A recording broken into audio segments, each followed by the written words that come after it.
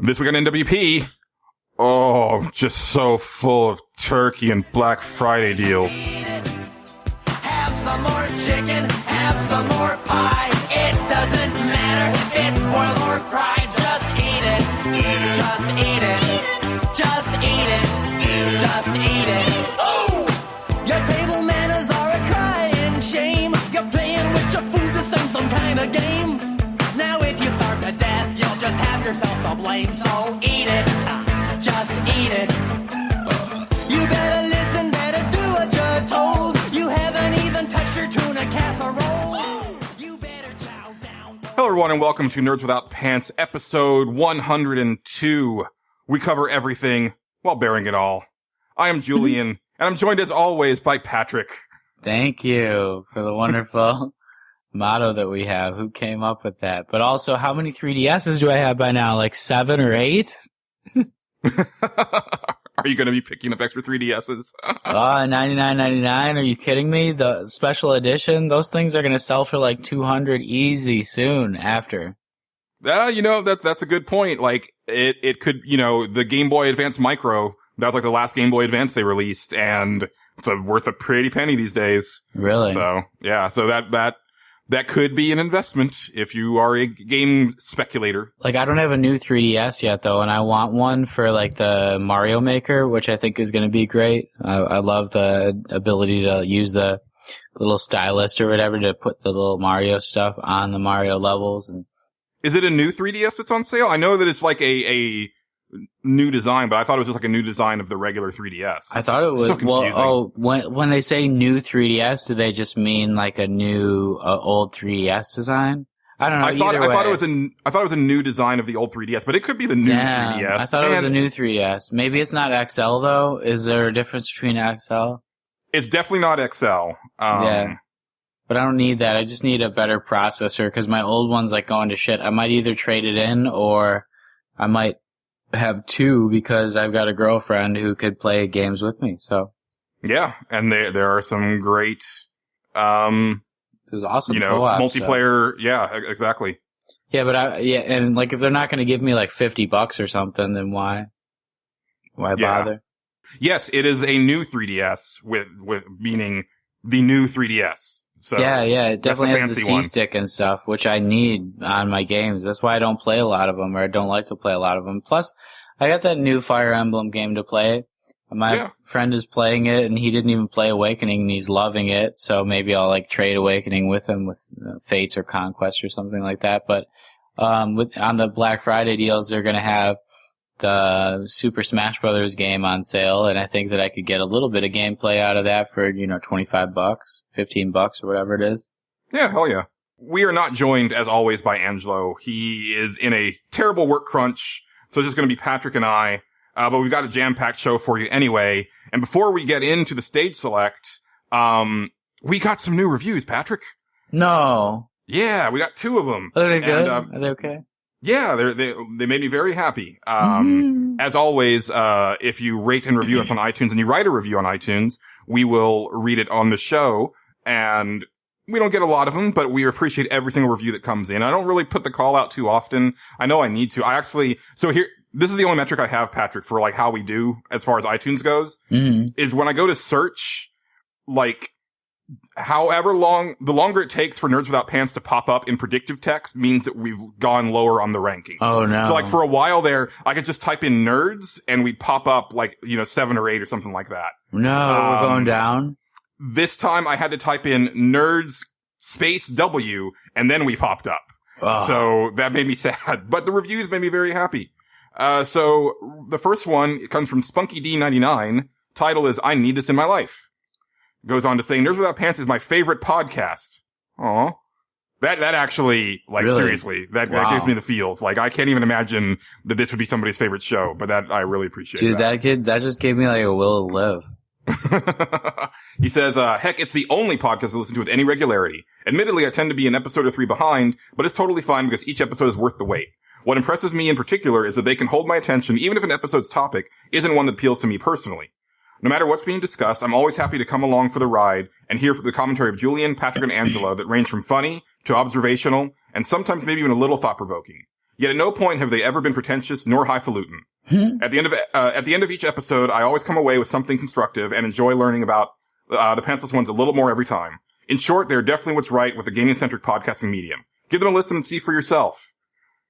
That might be my favorite review.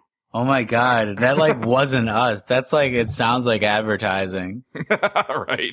Oh. Enter your promo code now. No, very, very happy with that one.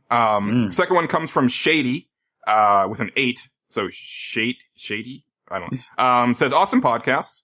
Goes on to say, this podcast reminds me of, when you would go into a gaming shop and have conversations with the staff about what they were playing. And that's why I love it. Great job, guys. Keep it up. And, you know, that actually harkens back to like one of my favorite things and one of the things I miss most about Game Fellas was that. I knew it. Yeah. You know, like, you would walk into our store at any given moment and then there would invariably be like a conversation going on about something gaming related. I was like, subconsciously, I think that you probably harken back to those days and you're probably giving a lot of listeners that ability to have that kind of an experience when those things don't really happen so much anymore. You go to like bigger places to buy things, unless you have like a good comic book shop, because comic book shops still have great conversation. But like besides that, these days, video game stores, not so much. Like a GameStop, you feel weird talking to anybody in there, really. But yeah, no doubt. And really, like, this is my outlet for that, because when Game Fellas closed, that was one of the biggest things I missed, was being able to talk about video games to people. I was actually at a restaurant today, and the booth next to me, but there's a glass partition between me and the next booth, and I heard that these two girls talking about Skyrim, and I was like, I want to talk.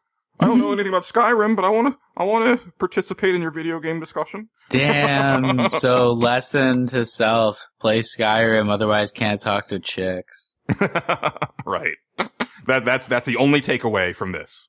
No. And yeah, so we appreciate those reviews. Keep them coming. We'll definitely read them on the show if you want that. I guess if you didn't want us to read, you could put in parentheses in your review, please don't read on the show. But I don't know why you'd do that. But, we appreciate the love and we love you guys back. So without further ado, we will go ahead and jump into the stage select.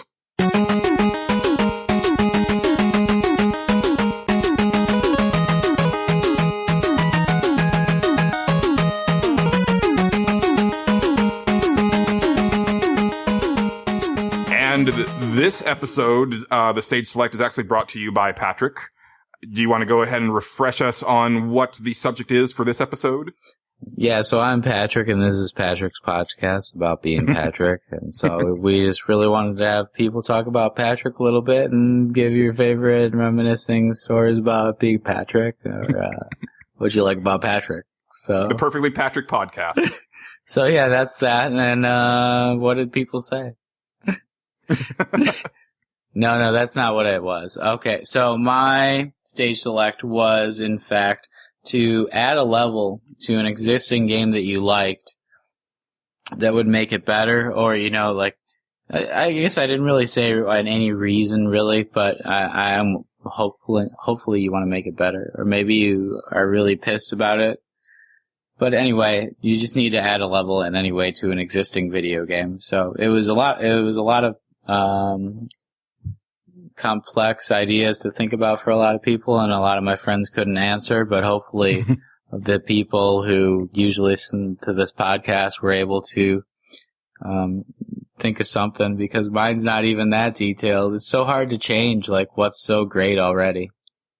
We didn't get a lot of input on this one, and I think it is because it's kind of a real think piece, like you really got to put some effort into it. But I have a feeling that after this episode comes out, we'll probably get some comments where people are like, oh, now that you guys started talking, like, here's my idea, we'll get some, like, after the fact. Definitely. Did you want to go first, or do you want me to do mine? Angelo didn't submit one for stage select because he's been super slammed at work.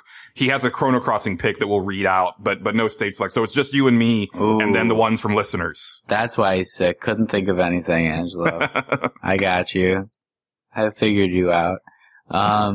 No, I guess I'll get mine off my shoulders because I need to. I don't have so detailed of an explanation, but I've been only thinking about The Legend of Zelda Ocarina of Time because I feel like when you're trying to think of like something in stage select, you got to think idealistically, and then like the most ideal game for me was Ocarina of Time, and then I was thinking about what would I add to it, how could I change it to make it better in any way, and then I thought about like how Ocarina of Time was like standing in for like adventure games in general, and how they usually go with elemental dungeons and stuff like that. That's to me kind of more lowbrow, and I would add something that made it like more more artsy and more cerebral. I was trying to think like maybe when you went up to like the mountain at the end of the game, you could see, just like when you're going into the one dungeon with the, what are they called, the random rock people, the Gorons. Yeah, the Gorons. It's your favorite damn game, and I knew that, and you didn't. Yeah, well, get off the podcast. I was a little. There's no defense for that. I'm sorry, Patrick. No, yes, there is. I was a little bit excited about this podcast, so I may have drunk a little bit before it started. But and now the truth comes out. Okay, so it's kind of like that, except like a reprise at the end of the game, where you're about to go to face Ganondorf, but then like the entire Hyrule comes to life, and I would like it to like stand in for, I don't know, like a sort of symbolism for your brain and like the human body, like as like the earth. I think that a lot of games have great symbolism as far as like the different elements are concerned, but like on a holistic level, they could do a better job at like symbolizing what it means to be human through what it means to be the earth, or like make the game a meta commentary on a person's life. And I think that it could very easily been much more explicit on Ocarina of Time when you were about to go up to Ganondorf's castle. So I would have made like a sort of like hill coming to life that looked like a brain, and it'd be kind of like a mazy type of level, sort of akin to like what do you call it? The Wings, Icarus, and his dad's dungeon and stuff. I think one of the like earliest labyrinths or whatever in the Greek mythology could have been used really well as like a backdrop for The Legend of Zelda at the end, near the end of the game, when you're trying to get to Ganondorf, and it would be great if you could parallel that with somebody's brain and somebody's entire being as well. So I didn't really make it detailed, but like I thought a lot about it like theoretically, and I wish that like if I was just trying to like make my own favorite game better, and I wish that if I could do that, I could make it identify more with me, and the only way I could think of would be to identify on a cerebral level, or make it so that like the entire like world came to life and was me or something like that. Maybe that's too futuristic for a game like Ocarina of Time, but like maybe the system that I'm playing on could have came to life or something like that and done that instead, because that game like hit so deep as far as like classical adventure game and what it should mean to like tell a story to me, that I thought it could have come to life and been a way of telling my own story. And it could be everybody's story growing up. So I didn't play, well, I didn't finish Ocarina of Time. When you go to fight Ganon, like, is it just kind of like you go in and you fight him, or is there like a final dungeon that leads up to him? Yeah, there's like a dungeon, his whole castle. Okay. Do you remember it, like, I mean, well, I'm sure you remember, but was it like challenging, or was it kind of like simplistic compared to like some of the other dungeons? No, I thought it was pretty simplistic compared to the other dungeons. It was like smaller, but then like you got up and you had to do a certain thing with Zelda, who kind of appears out of nowhere. Okay. Yeah, because I was thinking like that would give you like this really like stiff challenge right before the end, like a real puzzle dungeon if there wasn't that, because you know, like sometimes games like that tend to make like they kind of drop the ball at the very end. Like I'm thinking like Final Fantasy VII, where the final dungeon is like, you know, like you it just right kind of in there. Yeah, exactly. You know, and it's like very few times do I find like the last level to be like, oh, you know, that was a true test of all of my abilities. Yeah, I so think games like Life are a lot more about the process, and they like drop the ball at the end because a lot of them are like infantile ideas that have come to fruition. A lot of people put a lot of detail into the first few levels and even the middle levels, but then once you get to the end, it's like hard to make a payoff in a lot of ways because one, a lot of writers have not had payoff in their own life, but two, it's like you didn't even expect this story to get this far, but now that it has, like, how can you really make everybody happy? So you kind of like, you try to make it more general and you have it apply to like everybody so that it doesn't sound like weird when it ends or something like that, but that's the reason a lot of people don't like these finales, and I guess like Final Fantasy 15 might be one of those too. I don't know about the spoilers in this game, but I'm really worried about it because I'm going to play through the whole thing. It's going to be so happy, and I don't want to know anything. Yeah, I don't even know what's going to happen, but I've heard like the game's good, and I think like just like Life, I think it's more about the process in a JRPG or a role-playing game or an adventure game or something like that. I think it's more about like actually going through like and meeting the characters and having fun with like the levels. Maybe the last one's not that good, but it should probably be like the cherry on top anyway. You don't want it to be that hard. I think, excuse me, damn, beer. I think what Zelda usually gets right is that the dungeons are like what gets you to the boss, and when you get to the boss, it's like like a cherry on top. But in the end, it's more like the last boss is like more difficult than the last dungeon. It sort of flips the script in a lot of the Zelda games, and they probably should have a better last dungeon because the last boss is usually really difficult compared to a lot of the other bosses, whereas the last dungeon is usually like a cakewalk to get through. Right. And then you don't want to end up Patricking it. You don't want to do that. And you definitely don't want to normal Patrick it. Can't normal Patrick it. Oh. No, but also, you know, going back to what you were saying about the metaphors for life and stuff like that, like those deeper concepts, it kind of reminded me a little bit, and I had to like look it up real quick, but the stuff with the windfish in Link's Awakening, because I felt that was like a very real meta type piece to the game where it, you know, for the whole thing, it feels like you're like a standard Zelda game.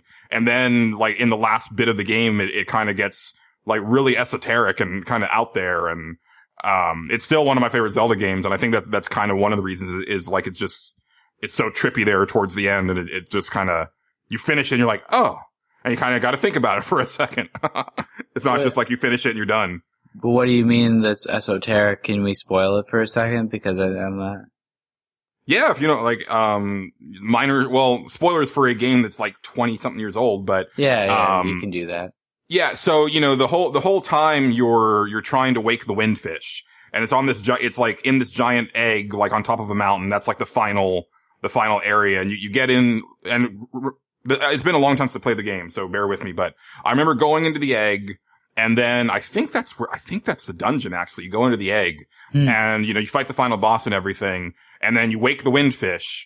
But by waking the windfish, you actually, you know, put an end to the dream world that you've been in. And that's when you find out that Link has been asleep this whole time.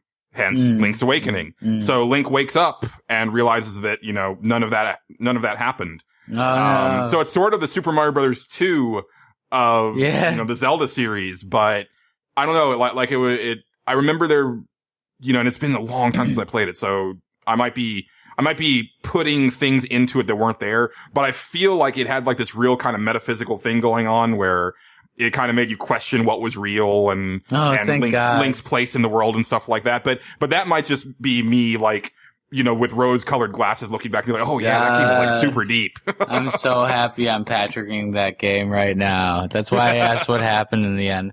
Because I'm not going to ever finish it. There you go. Well, it's a fantastic Zelda game. It was I think it was my favorite one up until, A Link Between Worlds came out. Such a good game. Yeah. I like the portable ones. I don't know. So my stage select pick, I feel, is a little bit topical. And I gotta say, Patrick, this one was tough because, it's like, it can be a hard thing to like throw something extra into a game that you already love because what if you screw it up? Or, and I guess you could also put it into a game that you thought was missing something. Mm-hmm. But I went with something where there's actually things that are missing from the final game. And there's a whole, like, the deep, deep well that you can dive into as far as, people still thinking that you can still access this stuff. And it's also kind of topical because with The Last Guardian coming out, in a couple weeks as of this podcast recording, the level I would make is actually for, Shadow of the Colossus. Now, obviously, Shadow of the Colossus doesn't have levels, but I would consider each of the Colossi to be not only a level, but a boss. It's kind of all wrapped in one. Yeah. So, I've talked about this before about, the rumored final Colossus. There were 16 in the game. But there's rumors that's been circulating for years that there's a 17th one. So I had to go back and refresh my memory. And I encourage everybody after this podcast to go to YouTube. Game Trailers, the website is unfortunately gone, but their videos are archived on YouTube. And there's a Pop Fiction episode that deals with the 17th Colossus. And it's a really good 15-minute video that kind of goes real deep into this. But basically what happened was they had originally planned to have 24 Colossi in the game. And then that proved to be too much. So only 16 made it in, but they actually had the concept ideas for the remaining 8. But they're just not there. There are bits and pieces in the code. There's some textures here. There's some, like if you go into like the editor, like you hack into the game and kind of just crack open all of the code, you can see bits and pieces of areas that didn't make it into the map, things like that. But there's all this stuff like, you have to get your grip meter all the way, leveled up all the way, and then climb this tower that you almost can't climb, like it's almost impossible. And you get into the garden that is in the final cutscene that you're not supposed to be able to get to, like by yourself. And then if you get there, like the 17th Colossus, like crashes through the back wall and then you fight him there. And I think that's really cool. It's not in the game. Like they said, no, like, there's no 17th Colossus, but I think it'd be really cool, and this is the way I would do it, is I would actually patch it into the game and just have like a title update for the HD collection and not tell anybody. Okay? Like, and then all of a sudden there's like a new area but it's really hard to get to. Like it has to be this would be something that sort of like the Naboo starfighter in Star Wars Rogue Squadron on N64. This is something that I wouldn't want people to find for like months or years after it had been implemented. But because I really like this because it's almost like the Search for Atlantis, this thing. Like it's a really cool concept. So my idea is, that you would get to an area that wasn't previously accessible. And I would think, so you'd obviously have to climb really high and you wouldn't be able to like see, like you'd get into a new valley basically and you wouldn't be able to see it from the world. Like it would just look like a mountain, but you'd cross over this mountain somehow and end up in this new valley and there'd be new things, there'd be like new ruins and stuff like that. And you get to this courtyard and then this Colossus actually kind of comes up out of the ground. Like he's just all moss covered and everything. So at first he kind of looks like just like bits of statue.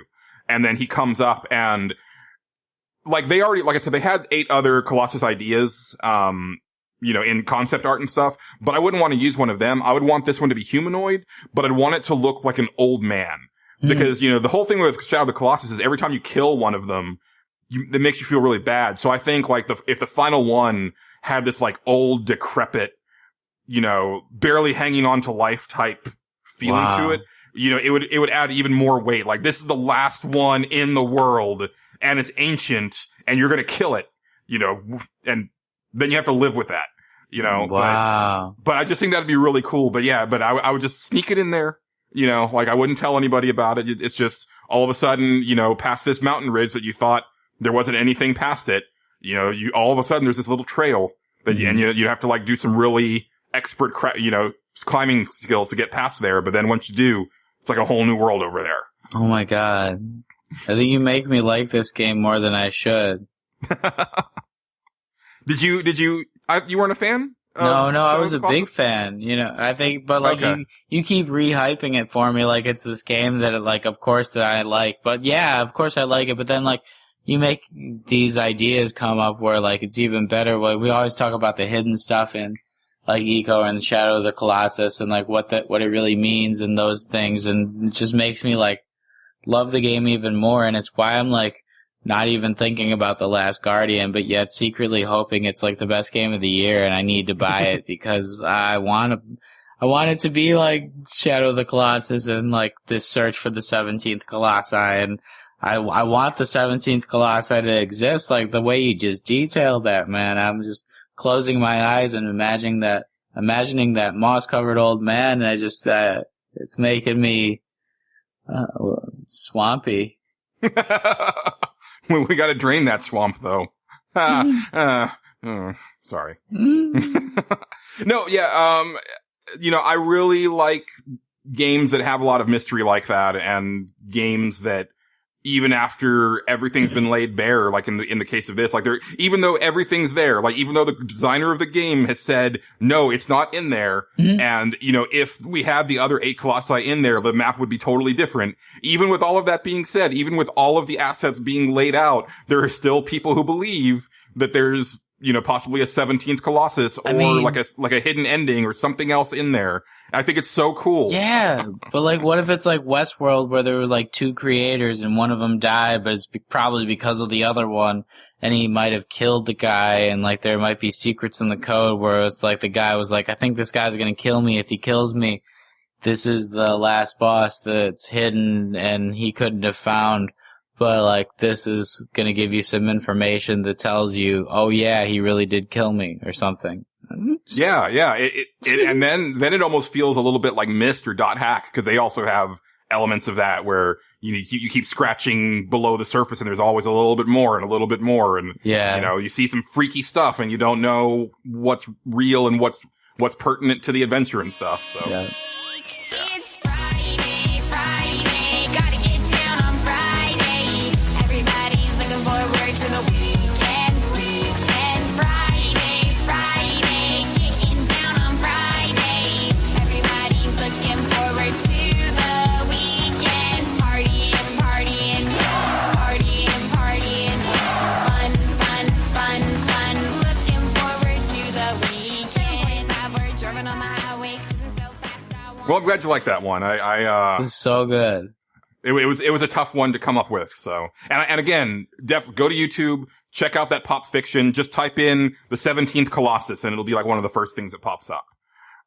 Yeah, you detailed your level so well that like I want to implant it onto the Ocarina of Time level. I was thinking, because I didn't make it that like specific, but I just want to like go back to it for a second and be like, yeah, if my like Earth came to life, if it was like Gaia, like Link had to face off against in order to get to Hyrule Castle to like get back with Zelda and like defeat Ganondorf or something, I would like it to be like this, like old, I probably want it to be a woman or something, but like old purple woman who like, had moss all over it. And it would have to look like one of those trees.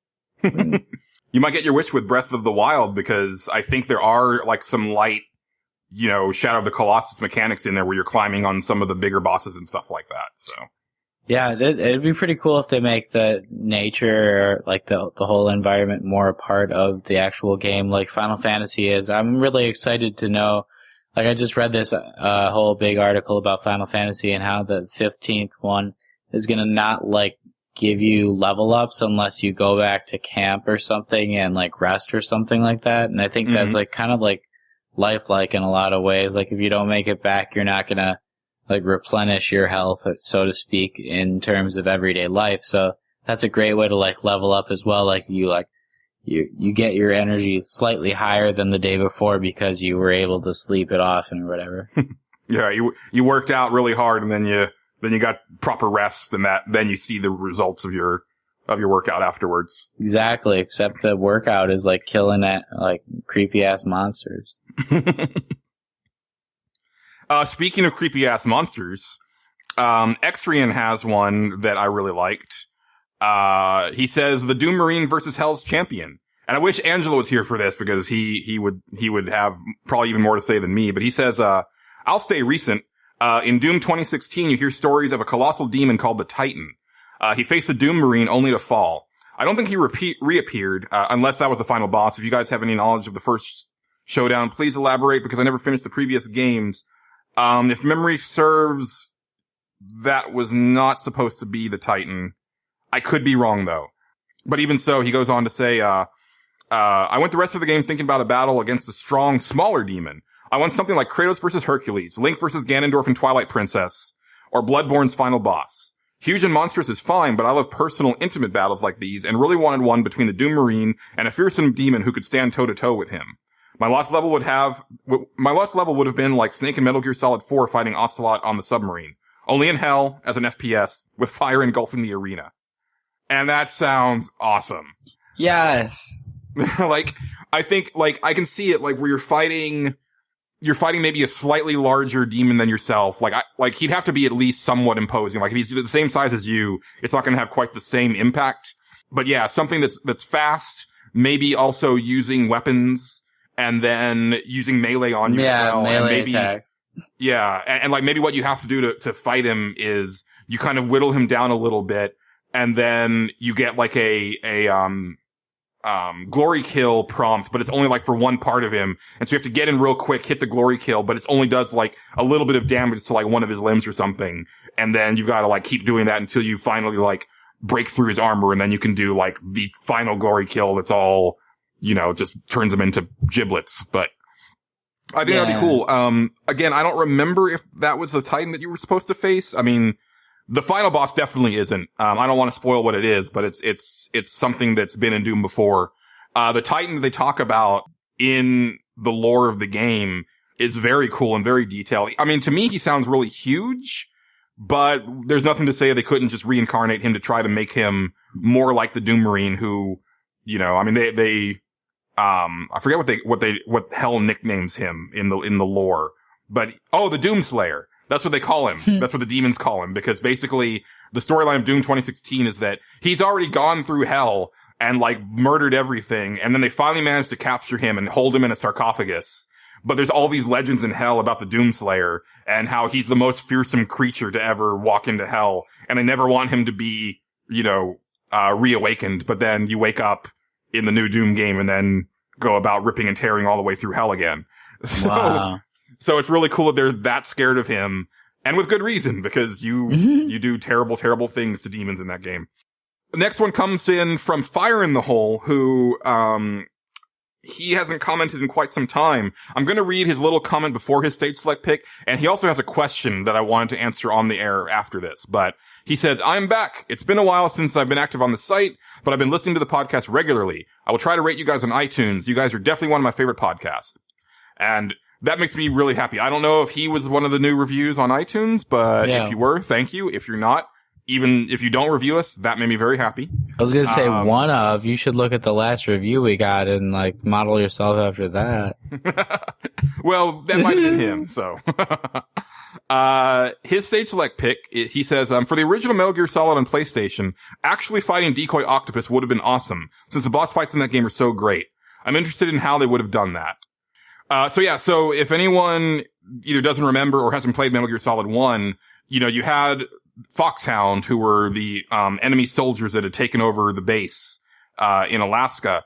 And the only one that you don't fight is Decoy Octopus. He is part of the unit, but he impersonates the DARPA chief and then gets killed by Foxdie and has a heart attack. And yeah, I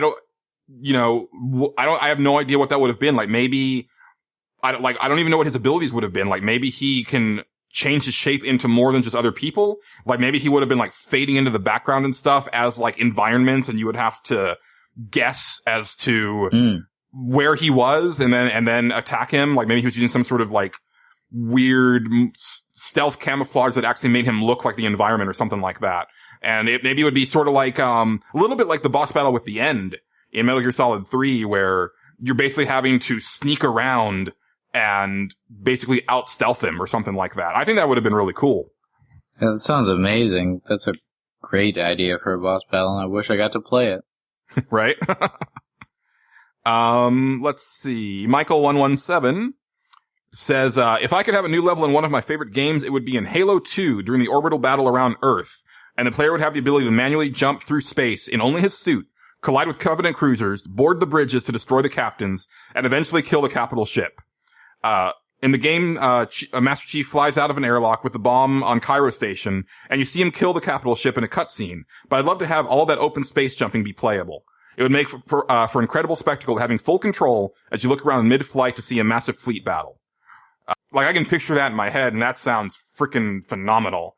It kind of reminds me of, on Halo 3, when you do the double Scarab battle, because the Scarabs are these huge mechs. They're like these four-legged, like walking tanks, but they're massive. And in order to even get close to them, you basically have to get into a vehicle and kind of fly around and take out some of the, gun emplacements on the outside, and then get into the Scarab and fight your way through, and then get to the core and blow up the core and get out of there. And I played that with some friends on Legendary, even though I wasn't I'm not a big first person shooter guy. Mm-hmm. And that still is one of the most exhilarating moments, is like taking down those Scarabs, and like they give you like all the toys, right? Like when you get there, there's the tanks and there's like the smaller flying craft. Mm-hmm. I don't remember all the names of them, but like you've got everything at your disposal to just basically do war against these two huge things. So doing that in Halo 2, like in space, just flying through space and taking out these ships one after another, like that could be really awesome. I haven't actually played all of Halo 2, but I can still picture that in my head. Yeah, see, I mostly played the multiplayer, so it made me think a lot of like Zanzibar or something, and just like getting on top of one of those maps and jumping off of it and shooting a bunch of people and just like killing them all and making them respawn and stuff. But like I can't really identify to the single player so much. I just played a lot with my friends in multiplayer, and it just sounds more exhilarating than what the single player was at that point. I think, like you said too, and more like Halo 3, it probably actually was a little bit faster paced, and they give you more weapons. I don't know if it was conscious or not, but I think that a lot of the storytelling has gotten to be more explosive with the more recent years, and that maybe could have been infused in the level in Halo 2.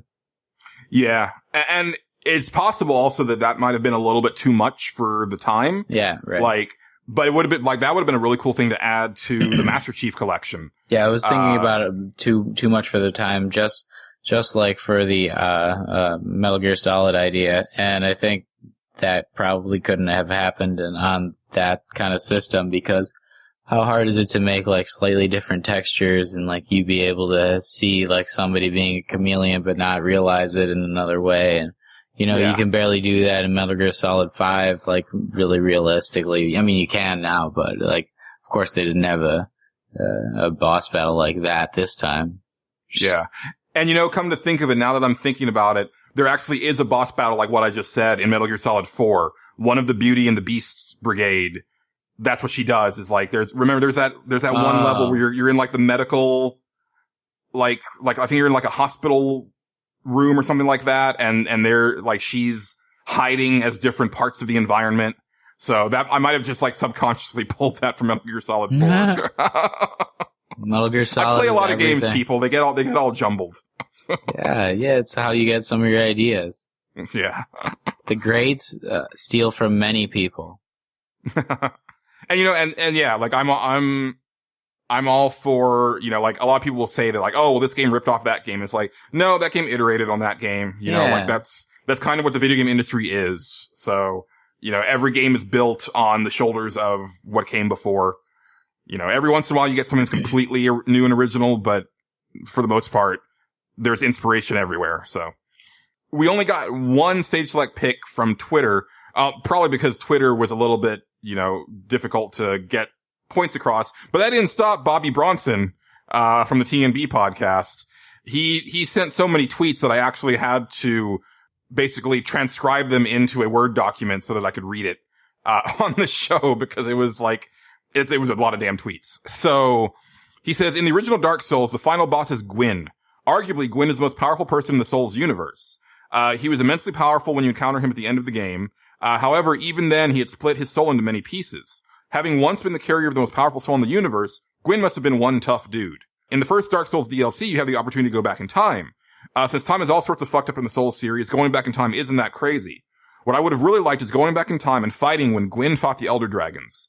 All of that stuff is killer lore in the Souls universe, but the perfect level would be going back, helping Gwyn and his knights defeat the dragons, and then fighting Gwyn and his knights themselves. It wouldn't really make sense, but since when did Dark Souls need to make sense? He says, in true Dark Souls style, I'd imagine you'd find a weak, feeble dragon who drags you back in time. Here you immediately fight a much stronger dragon. You're in a war-torn city filled with gray, where you fight dragon-like creatures until you summon Gwyn and his knights to help you defeat them. After you beat them, I imagine a tower with very few bonfires, and fighting another knight on each level until you get to the top and face off against a full-power Gwyn. So, I don't know Dark Souls lore. I'm sure that like Nick, you know, the site director is listening to this. And he's like, oh, but that sounds really cool. Like, I know enough of how Dark Souls plays and everything to like picture that in my head. And that sounds like it'd be like a really cool epic challenge, you know, in a game that's known for epic challenges. Like, that sounds like some real next level stuff. You know, I feel like we really need to know more about Dark Souls, and with the Black Friday and everything coming, it's getting a lot of big discounts, and I really wish Nick was on, because then I could ask him, like, should I get it if I haven't played the other ones? You know, I know it's great, and I know I like Bloodborne. Bloodborne's like DLC's being on sale too, but I'm not sure I can even get into that because it's so hardcore and I'm not as good as I used to be, and it makes me so like nervous. I just can't even play any of it. You know, I mean, I bought Dark Souls 3, but I remember I got it and then I ended up selling my PS4 like almost right after. Was that what happened? I think so. No, I'm sorry. I ended up moving. That's what it was. And my PS4 was packed up. I don't remember. Something happened where I couldn't go back to it. I haven't gone back to it since I got a new PS4. Or since I moved. But anyway, what I played of it, I mean, it's a different type of game than Bloodborne for sure. But eventually, like, my Bloodborne brain kicked in because I had played enough of Bloodborne to where I was like, oh no, I understand what they're doing here. You know, this is that boss where you're supposed to learn to get in really close and then dodge and stuff. Like, it looks really big and imposing to scare you, but then you realize that if you get in close enough, he can't do anything, and you just kind of hack at him until he's dead. Yeah. And it's kind of like that, like one of those like teaching lessons. I think, you know, any of those games you can probably just pick up and go. Like, they're all going to be tough. You know, there are probably certain things that come to you easier the more of those games that you play. But if you played as much Bloodborne as you did, I think you'll actually be fine. And then, you know, story-wise, like, a lot of that stuff is like, you kind of just have to find it. It's not really I think really the story of Dark Souls is your story, your personal journey. It's not necessarily whatever lore they put in there. I mean, you can go and find that if you want, and there's people who love that stuff. I mean, Bobby obviously does. I like but I think that really the true story is, you know, I went down this corridor and I barely got past this ambush, and then this giant dragon came around the corner and he had, you know, incinerated me, you know, like that type of stuff. Like, I think that's really where those games excel. So I would say, especially if you find it for a good price. I mean, it's really beautiful, and you know, it plays well, and I would recommend it. Yeah, I'll definitely be going back to it at some point. I wish I didn't love RPGs so much. Right, they take up so much time for one. Yep.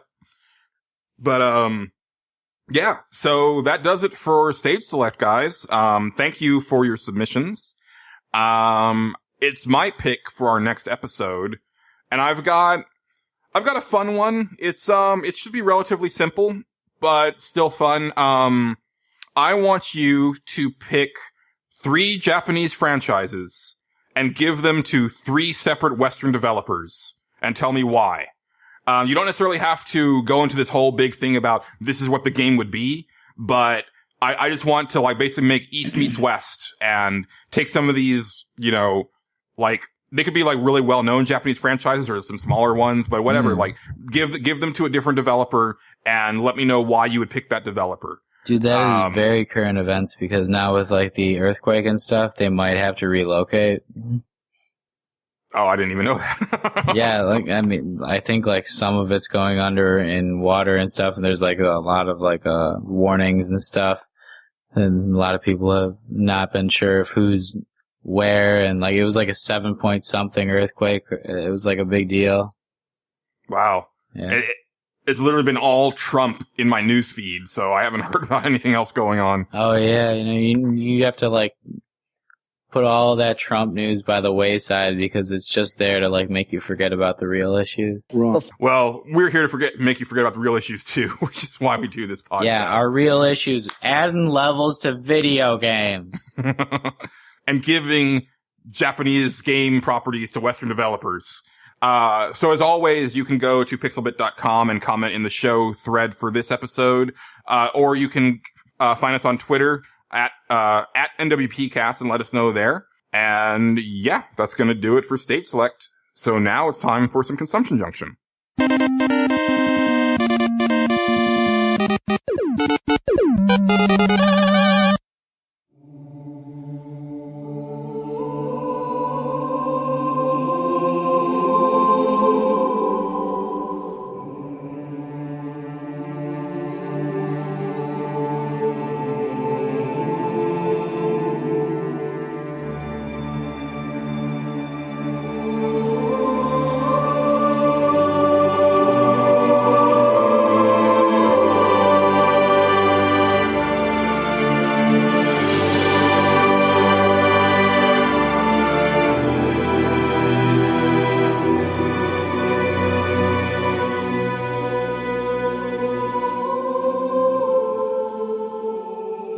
So I don't have much to talk about, Patrick. I've got one game that I've really played since the last time we recorded. Final Fantasy 14?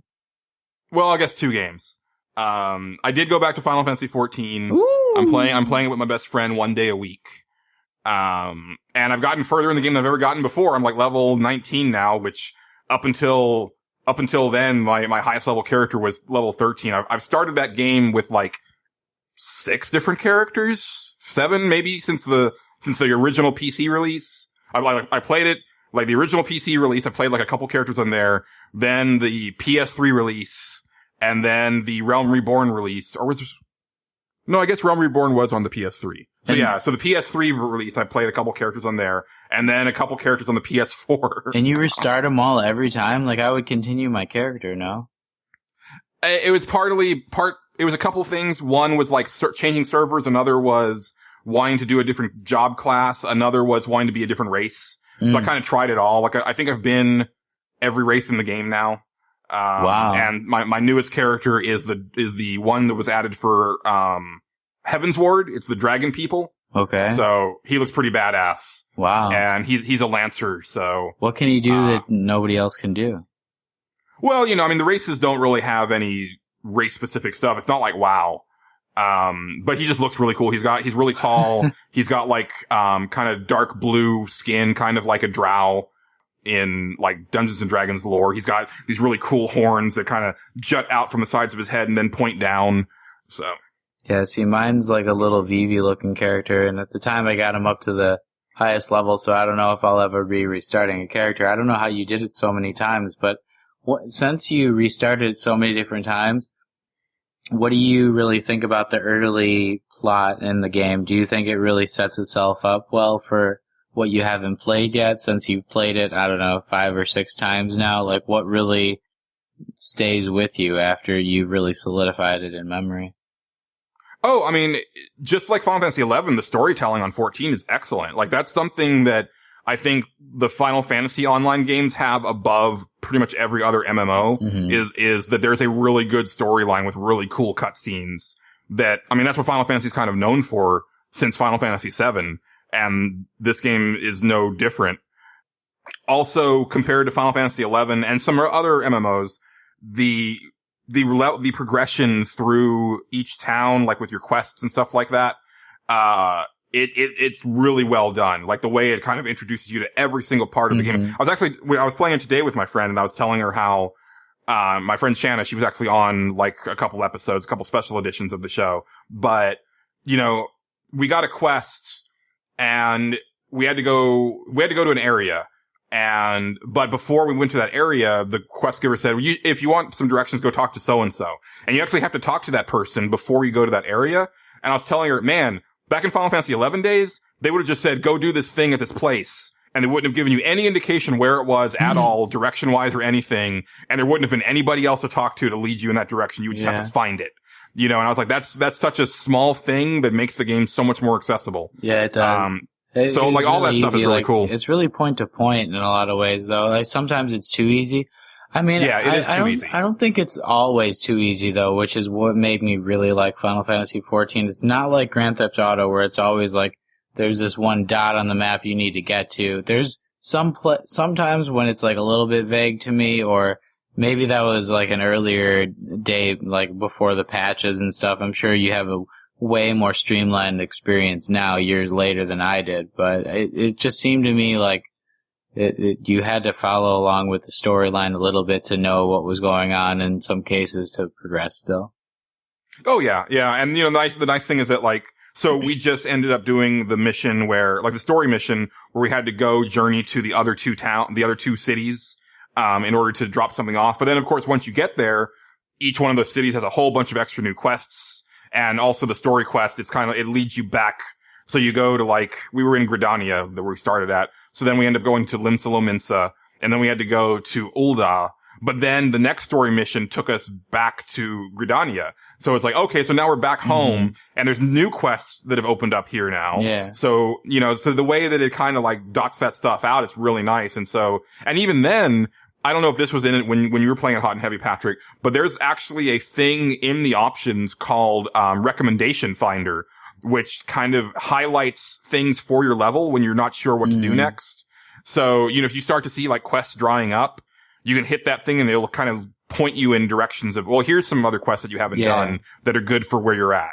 And I think that stuff is really cool. Yeah, it had that, but I never really followed it. I was always going with the main storyline. I wanted to know so bad everything, and it was so many different branching storylines you could have gone off on, or like you could have done a bunch of different fates and stuff like that if you like needed a level up. But I was always doing pretty good with the levels and just really wanted to see it through.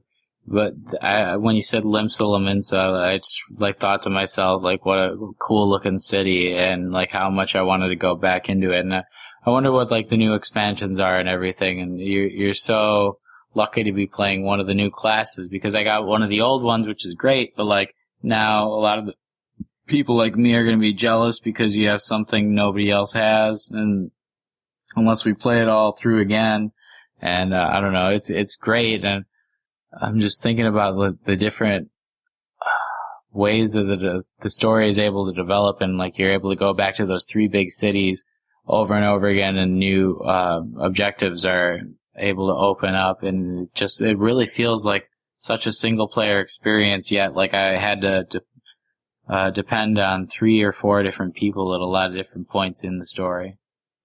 Yeah, I mean, you know, my friend and I are basically just, you know, blasting through it as a duo. But then there's like sometimes where we do like a dungeon or an instance or something where we do have to get a full party. But even then it's like, you know, it's missing that certain like magic for me that 11 has. But yeah, it's still a lot of fun.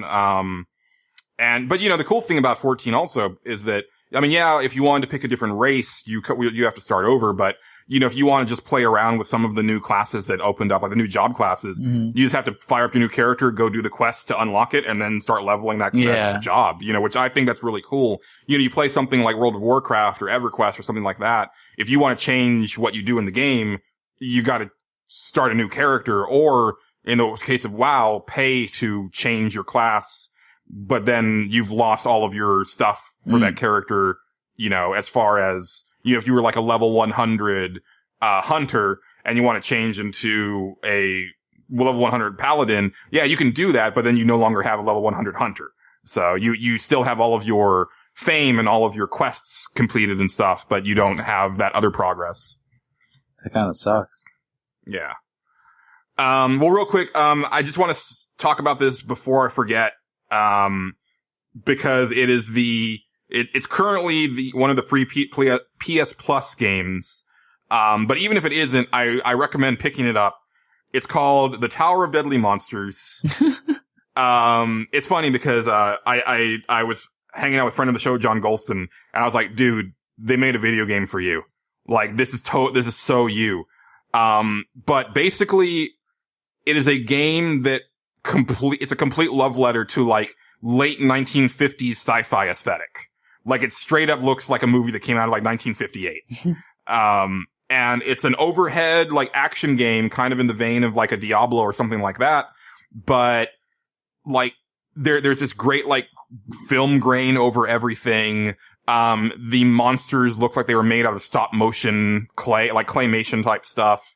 There's ships and flying enemies that are hanging off of strings. The monkey people kind of look like they're in a costume.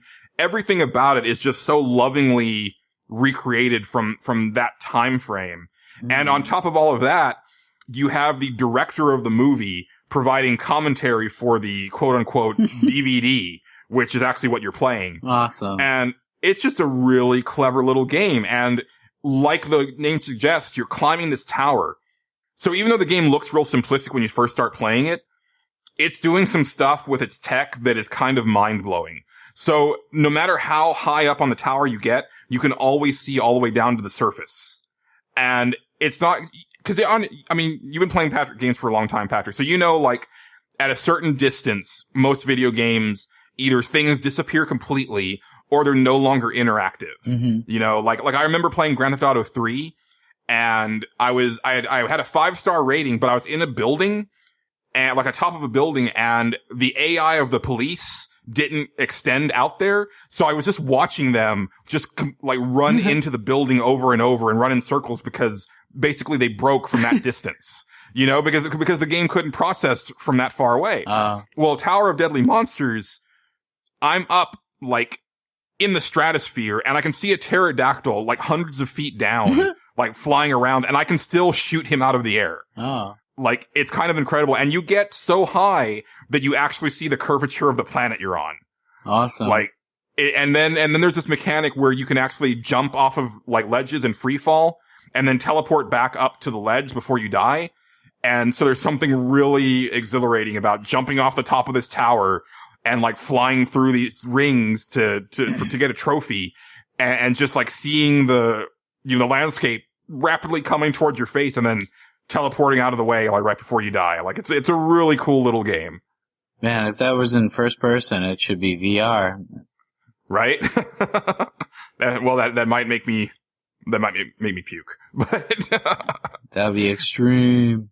It would be. But no, definitely check it out. Like I said, Tower of Deadly Monsters, it's free on PS Plus right now.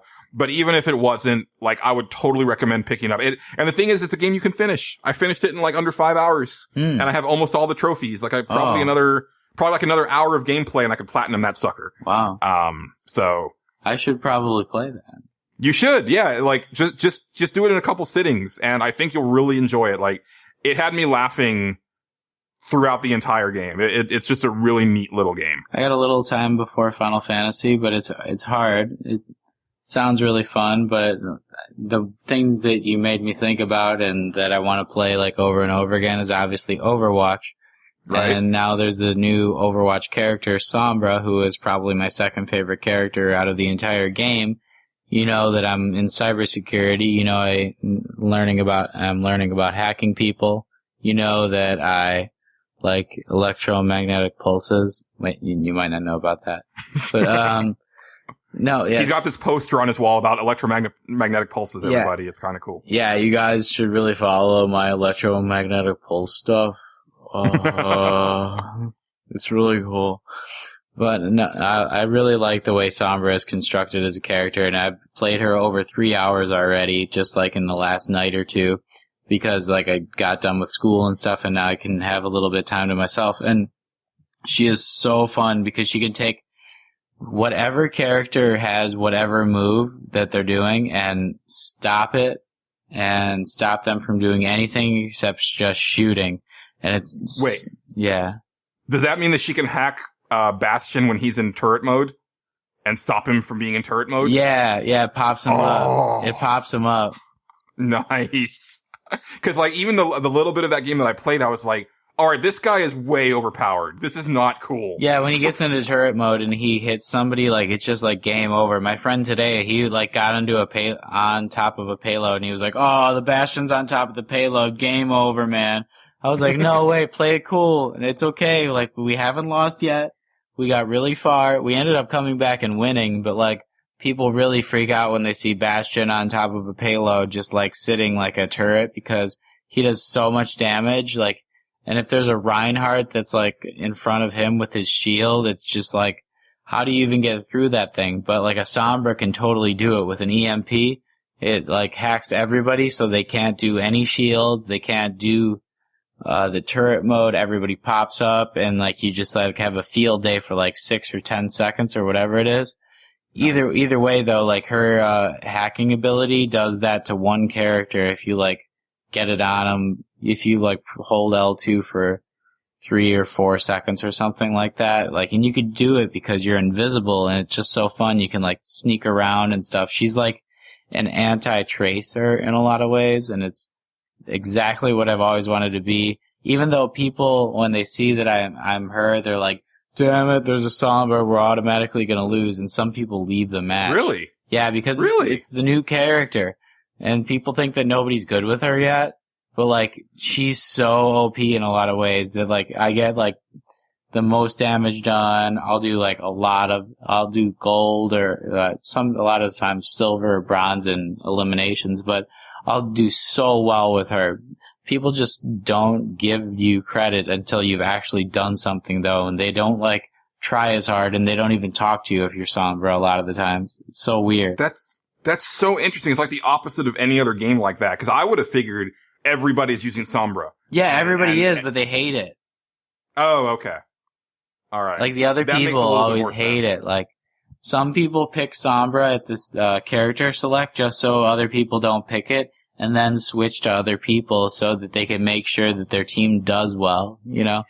I've actually done that a couple times.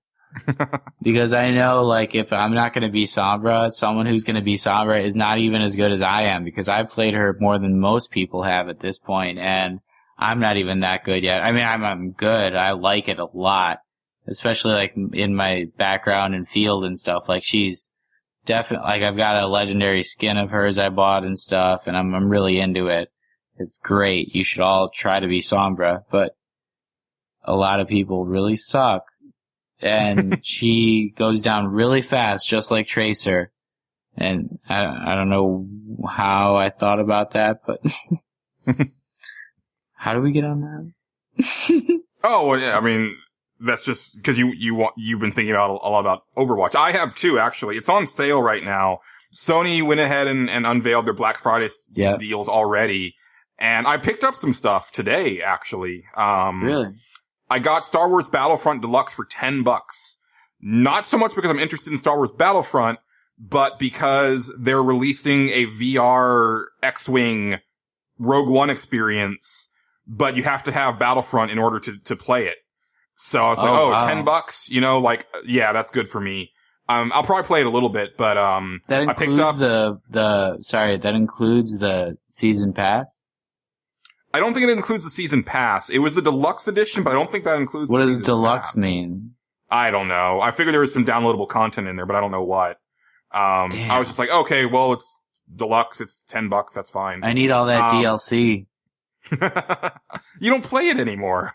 Yeah, but I used to be really good at it, and I think I can go back to it because just playing Battlefield, like, it was so much easier to see those characters and stuff, and I think I can go back and just rule. And there's like, now I can play on the Death Star, now Bespin, you know, Rogue One. Right. Well, anyway, what I was saying is that, Overwatch is on sale. But it's on sale for like $35, and I feel like that's higher than I want to pay. Oh. But I also want to buy it digitally because I figure if I'm going to play it, I want it to just be accessible. Mm-hmm. Like, I don't want to have to like, because my thing is that if it's a disc, I'll probably play it for a little bit and then put it on the shelf and then never touch it again. Oh. But if it's just on the hard drive, I can be like, oh, you know what? I haven't played Overwatch in a while. Let me just zip over here, hit the button, and go. Yeah, that would be great. So that would be easy for me. I honestly wish that I owned Diablo 3 that way. But and then I'm like, well, I don't know if somebody's buying it for me for annual gift giving season. And also I was thinking, well, if it's digital, it's probably not going to be any cheaper than $35. Like I was kind of hoping to find it for about $20 on Black Friday, but that would probably be a disc version anyway. So, I don't know. I mean, there's always reasons not to, but that game is going to be the gift that keeps on giving because all the DLC is free. Yeah. Yeah. And I think that it's got an esport that is starting. You might as well get good at it now because it's not going anywhere. And who knows, maybe you'll get so addicted to it that you just want to play it until you get signed to some team or something. And now, I say all the time on this show that I do not feel old, but I know damn well I'm too old to be a Overwatch, esports person. Why? Just because my reflexes are not going to be anywhere near, a 19-year-old's. That's just the crux of it. But that's just science. You don't feel like your hand-eye coordination got better with, more time and, experience? Oh, I mean, it definitely gets better. For example, when I do spend a lot of time playing a first-person shooter, I get better at it over time. But I'm never going to be as good as a 19-year-old who's been playing first-person shooters since he was 8. Oh. That's just not going to happen. See, I've been playing, GoldenEye since I was 8, so I think I have a better, hand up on those kids. I'm not sure. Yeah, I mean, you have a skill set with those games that I don't because you've played a lot more of them over the years than I have, for sure. And you've played them competitively. That's the big thing is that, I mean, I've played a lot of those games in single player mode, but I've played very few of them in multiplayer and, definitely not for a considerable amount of time. At first I thought it was just fun, but now I've played so much competitive that I feel competitive about it. Yeah. And honestly, the way that they're setting up that Overwatch League is pretty cool. They want to make it an honest to goodness sports teams type thing. Yeah. With with franchises and owners and I think that's pretty neat. Now, I hate the idea of esports. I hate it's better than regular sports. Maybe. Not by much. I mean, let's have a bunch of sports and talk about them and be sporting and stuff. I mean, there is that. I think Overwatch is something where I could actually watch that and get into it and probably not hate everything about it.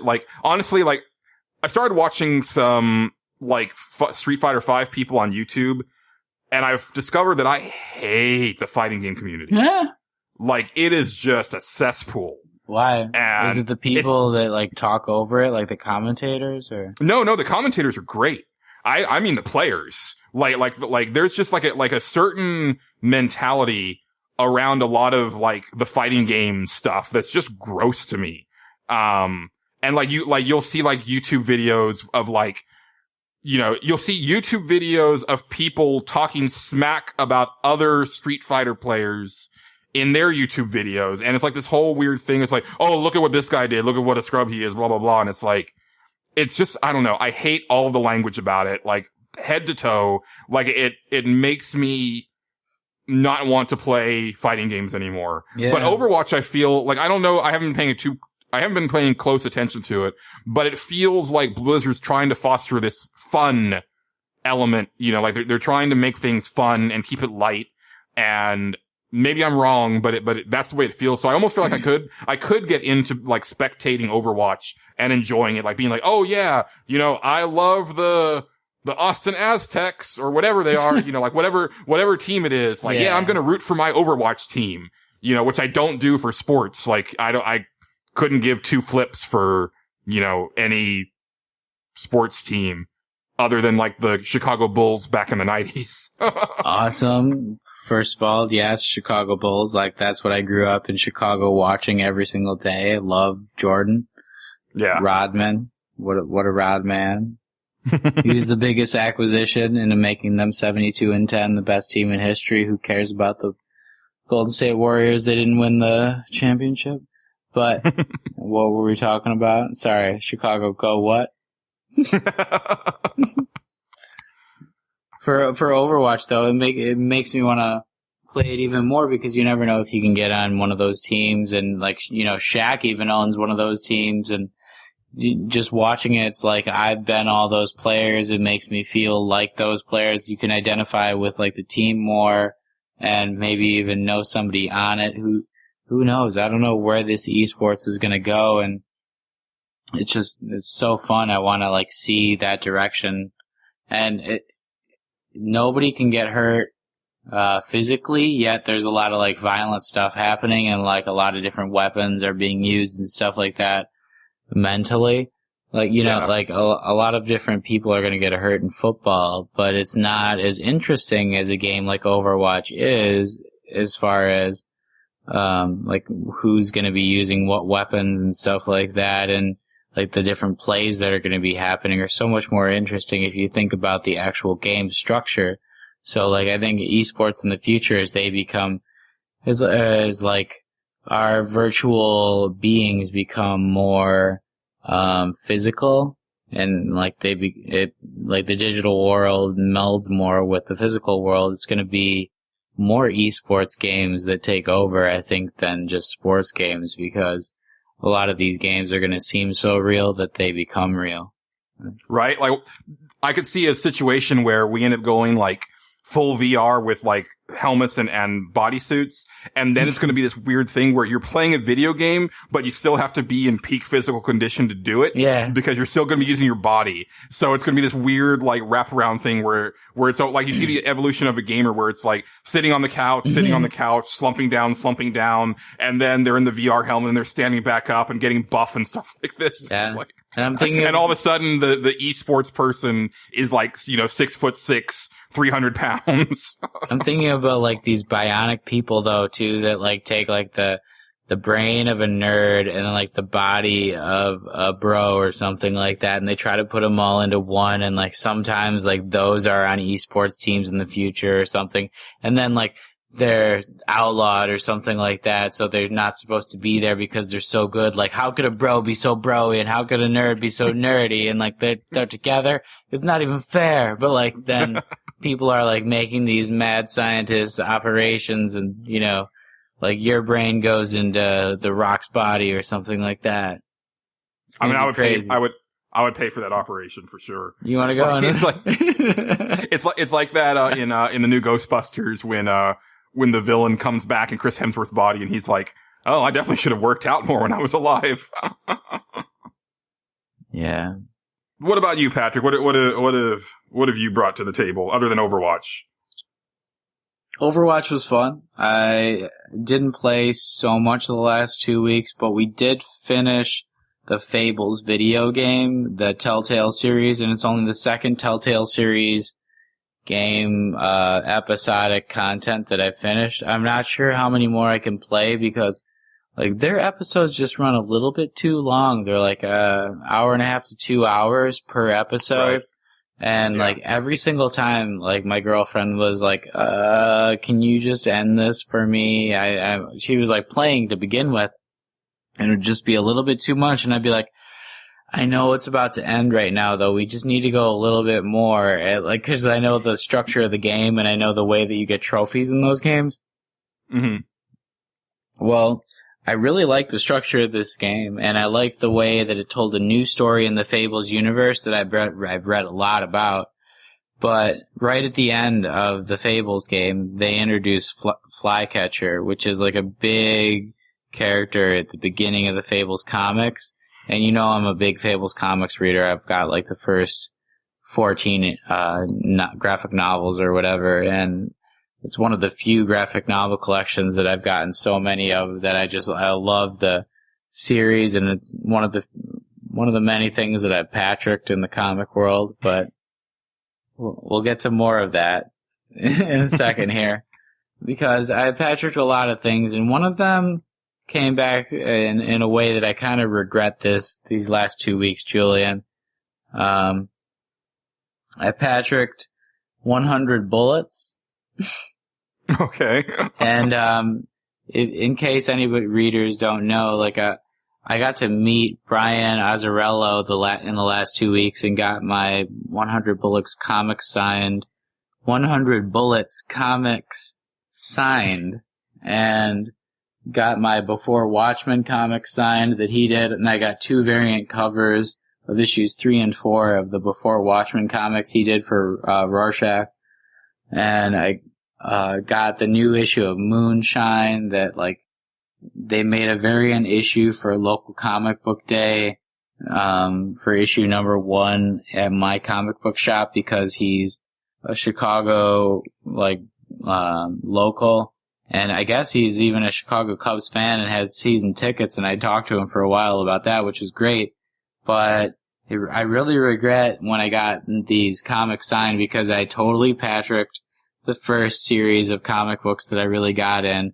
I read the first 10 graphic novels, and there's 13 of them, and I didn't finish. Like, you read 10 of them, why didn't you finish them in 10, 15 years? But I didn't. Well, the big question is, can you just go and read those 3 and be okay, or are you going to have to start all over? You're going to have to start all over again. It's terrible. Yeah, that's how I usually feel when I come back to a save file on a game that I've put like 20 hours into. It's like, damn it. Yeah. I don't remember any of these mechanics. No, I remember a lot about it, actually. Like, I didn't even reread anything before I talked to the guy, and I, like, remembered a lot of the, like, main storylines throughout the 10 graphic novels because, like, I read books slow and I pore over them, and this was, like, the first one I really read in high school that, like, made me a nerd in a way that was like, I don't care if I have friends or not. Like, I like these books.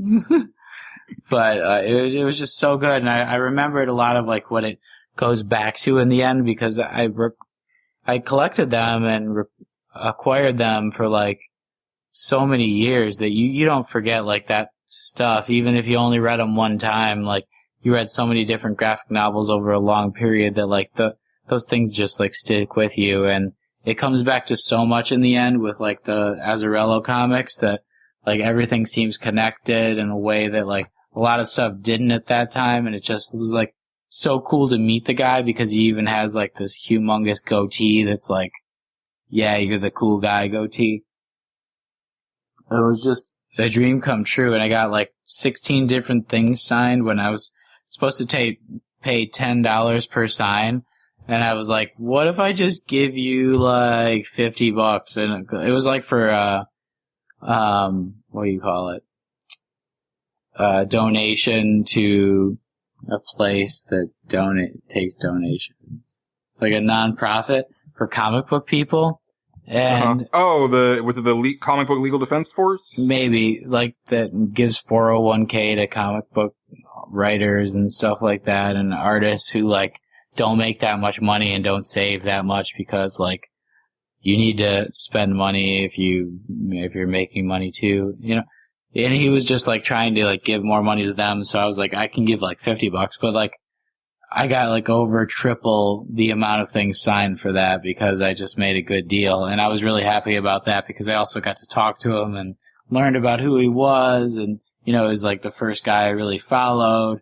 So it was a really good last 2 weeks because that happened last Saturday, and I even woke up late, accidentally didn't even hear my alarm clock. It was like a really good morning because I finally got to see him and came after the crowd and it didn't have to wait that long. So I was able to talk to him with, like, a full head of energy, and it was so cool. And I definitely recommend that new comic book Moonshine, but also if you never read comic books, 100 Bullets is a great place to start, just like I did. I mean, maybe you'll be a crony and a fanboy like I am now. I don't know if you will, but I think you should be, because once you read stuff like that, it's a Vertigo comic. You never go back.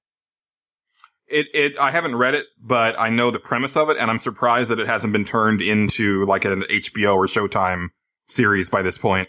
Because it just seems like it's perfect for that. That one, and also Why the Last Man, I'm kind of surprised hasn't been, like, optioned as a TV show. Yeah, it's almost like there's not enough people doing these things or something. Like, they're going to happen eventually, you're sure of it, because there's such good series, there's such good stories, there's such good ideas that they're probably even better than stuff that has been made into movies. Like this other comic book that I've been reading called Lucifer. I took out from my library just the first book, and it's an offshoot from the Sandman comics by the writer Mike Carey, who also wrote this comic book series called The Unwritten that I talked about maybe 30, 40 episodes back, something like that. But if you've been following us that long, you'll know that The Unwritten was a good comic series too. But this one, I didn't even know was an offshoot of the Sandman, and I'm reading the first one, and it's like really, really good. And I even forgot that Mike Carey wrote The Unwritten until I read like the back of it again. And this one has like Lucifer, who like it doesn't want to be Lucifer anymore. And yes, it was the comic book series that was turned into the TV show, but like it's nothing like it. And I'm so glad I never watched the TV show, because you know how bad TV shows turn things into. And yeah, the Sandman books probably should have been a TV show by now, but people screw up TV shows so bad if they're not like premium channels like HBO. Like, yeah, these comic book series could be great premium channel shows, but like the premium channels can only do so much in one season. You know, right now we're doing Game of Thrones. That's great. After we're done, maybe they'll pick up Sandman. I hope they will. I wish someone would have picked up Lucifer, because this book is so much better than like the TV show gives it credit for. There's so much more material in it. And this guy, Lucifer, the Morning Star, you know, he is becoming like Lucifer again, and he's trying to take the position back and like trying to help God and stuff in the process, because he was the first rebel, but like he also rebelled against the rebels, and now he's trying to make them see certain things, and I don't even know what those things are yet, and I'm really excited to read more about it, especially because I didn't pay for it. Legally. Fair enough. Legally. And that's what the message about this segment is. Go to your local library, kids. I haven't been to a library in so long. I mean, but everything's free there. It's pretty great. Yeah, I mean, I should check it out, especially because they do have, you know, things other than books now. Like they've got movies. They got video games and stuff. Yeah. Like the 3DS that I'm going to get. I'm going to be able to get Majora's Mask for free, and I'm going to play it, the entire thing, for free from my DePaul library in Chicago. But like all video games are able to be taken out. There's comic books and graphic novels like I'm doing right now. Like you can easily take off, or you can easily rent spin-offs of your favorite comic books and stuff like that for free, and, you know, not feel like I have to spend this $100 to read this too. Like, you don't need to spend the money for that. Nerds Without Pants is here to make you get your money back. Does your library have Invincible in trade form? It doesn't. I mean, I have it in digital format. I've got I read the first 50, and I need to read more of them, but... Oh, okay. I didn't know you'd read any of it. Okay, because yeah, I've been beating that drum for years. Well, I know. Yeah, it remains my favorite superhero comic, and it's ending. It's ending in this Really? last story arc, so there'll be a beginning, middle, and end. How many numbers do they have so far? I think they're in issue 107 now, and I think it's going to end around issue 120 or something like that. So he's gonna go. Yeah, it's almost done. He's gonna go with more Walking Dead instead of more Invincible. Yeah, and I'm sad about that, because I feel that there's more stories that could be told in Invincible. I mean, I'm done with Walking Dead. Like I stopped 50. a long time ago, and it's because at some point it's like, okay, it's just bleak on top of bleak. You know, they get to a place and they kind of settle down for a little bit, and then things go pear-shaped, and then they have to leave and they're on the run for a while, and they find another place, and then really, really, really bad things happen. And it's like, okay, like, that's all well and good, but Invincible has, it's like a complete comic book universe in and of itself. Like, he blends things that he takes tropes from Marvel and DC and Image and blends them together, but it has this very unique, you know, slant on everything. And by this point, like, Invincible is a fully realized comic book world. Yeah. And yeah, like even if he didn't want to write the character of Invincible anymore, there's plenty of other characters that I would love to read comic books of. I would love an Alan the Alien comic book. I would love a robot comic book. I love those invisible comic books, and I wish they would continue with that more than they wrote the Walking Dead books, because I stopped with those books and I stopped with that show years ago. But if they made an Invincible show, I'd probably watch every single episode of it.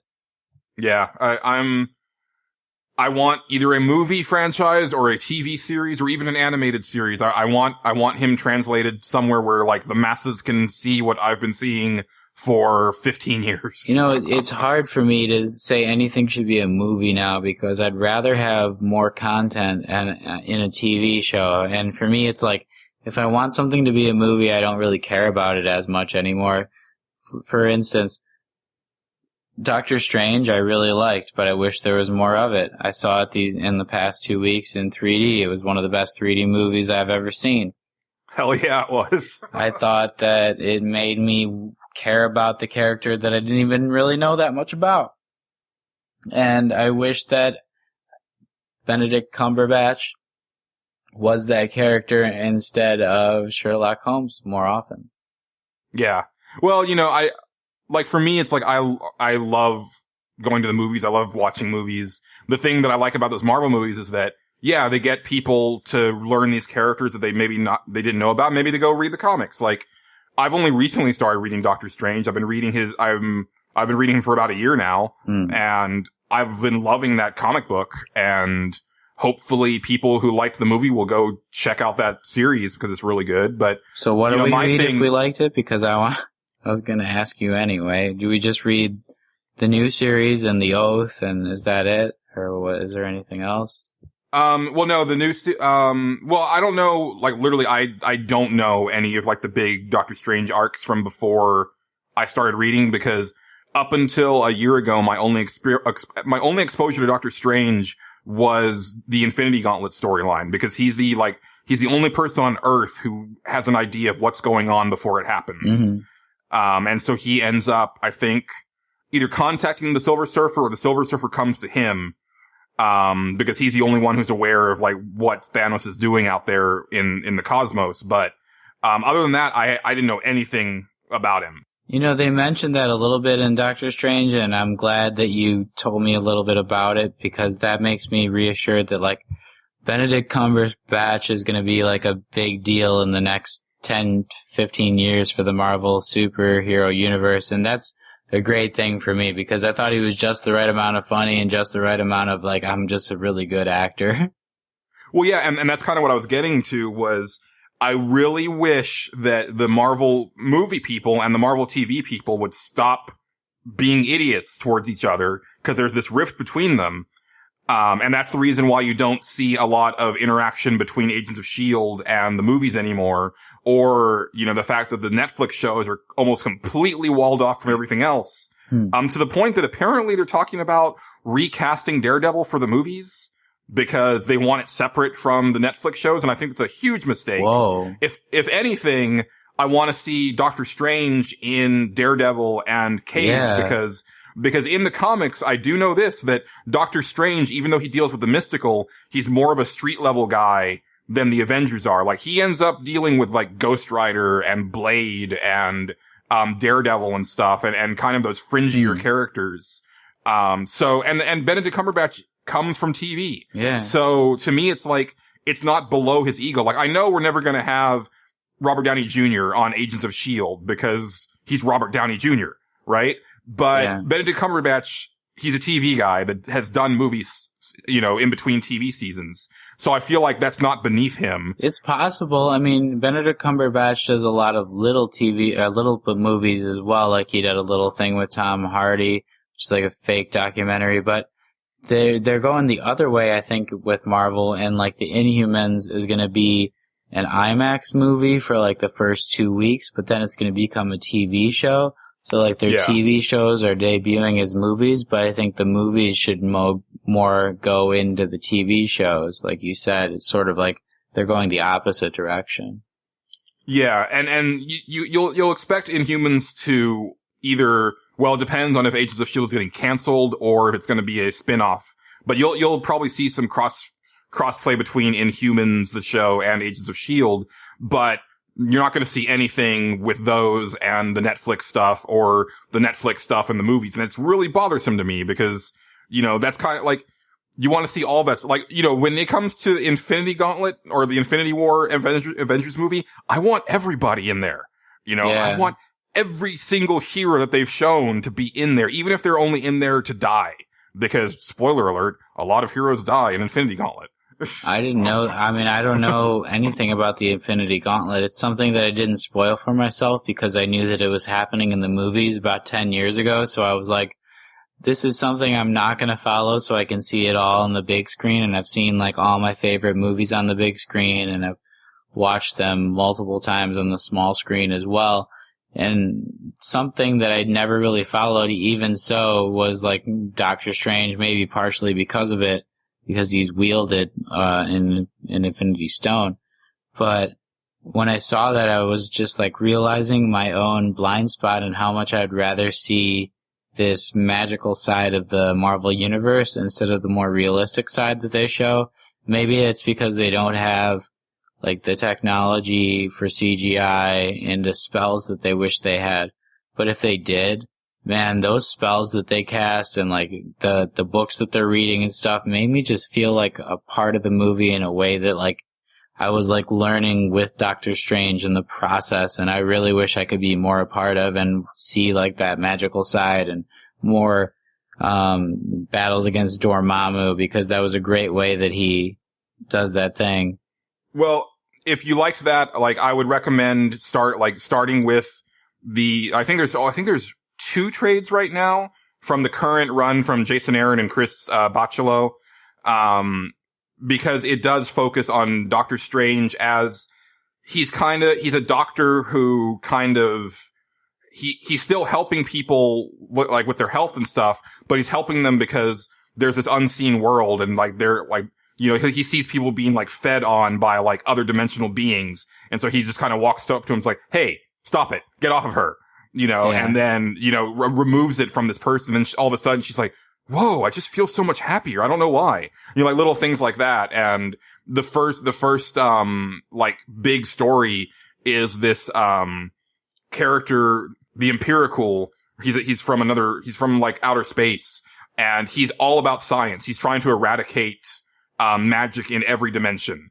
And you get a really good look at the entire realm of magic in the Marvel Universe, including Scarlet Witch and magic from the X-Men and Doctor Doom and stuff like that. And it's a really cool story. And I do know enough about the character to know that the way Jason Aaron is writing Doctor Strange is way different than he's ever been. He's a lot funnier. He's a lot more sophisticated and suave. But I think that's actually an improvement.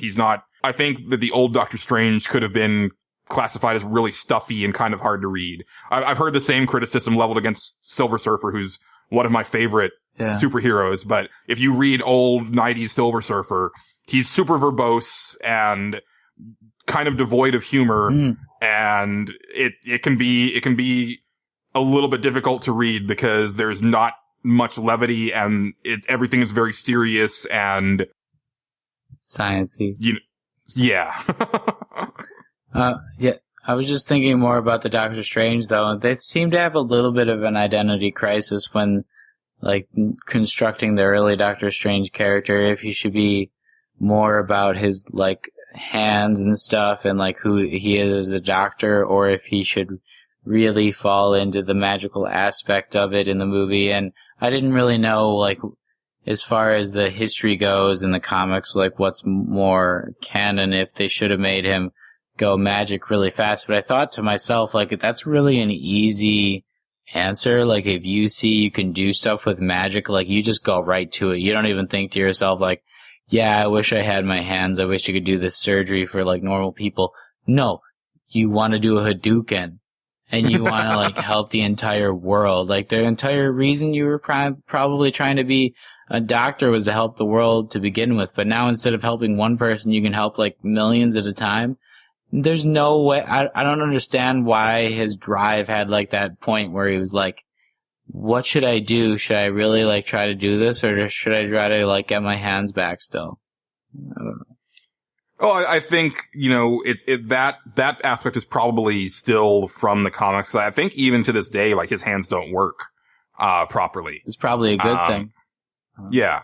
And, I think, the movie kind of handles it, but it is the fact that, like, that's all he's known, and he, he is, like, I think it's, he kind of says it's like, hey, I wanted to help. I wanted to fix my hands. I didn't want to be like part of this magical war. Yeah. Like that's not what I signed up for, so. I just can't believe like his hesitation though. And I don't think it's a spoiler as much as like a character trait for Doctor Strange. And I didn't know Doctor Strange before this, but as far as the movie goes, for me, that's like one of the big driving characteristics to who he is. And it's something that, like, if you talk Doctor Strange, you probably got to talk about, like, who he really wants to be in the end is probably why he's being held back as far as, like, how powerful he is. And I wonder in the coming years if he's going to become more powerful than a lot of the other superheroes that we know more about, or if he's just going to stay as, like, a more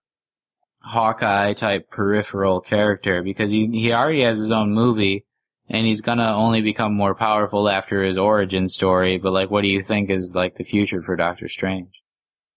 I mean, I would hope that he gets like a lot of sequels, but I hope that he pops up in other movies as well. I could see him being in like a Guardians movie, like dealing with the cosmic stuff. Mm-hmm. Obviously, like he's gonna have a big part to play in Infinity Gauntlet, but like, I could see him in Black Panther. I could see him, again, like I like really where I'd like to see him. They need him in Black Panther. Like they're gonna need a little bit more star power.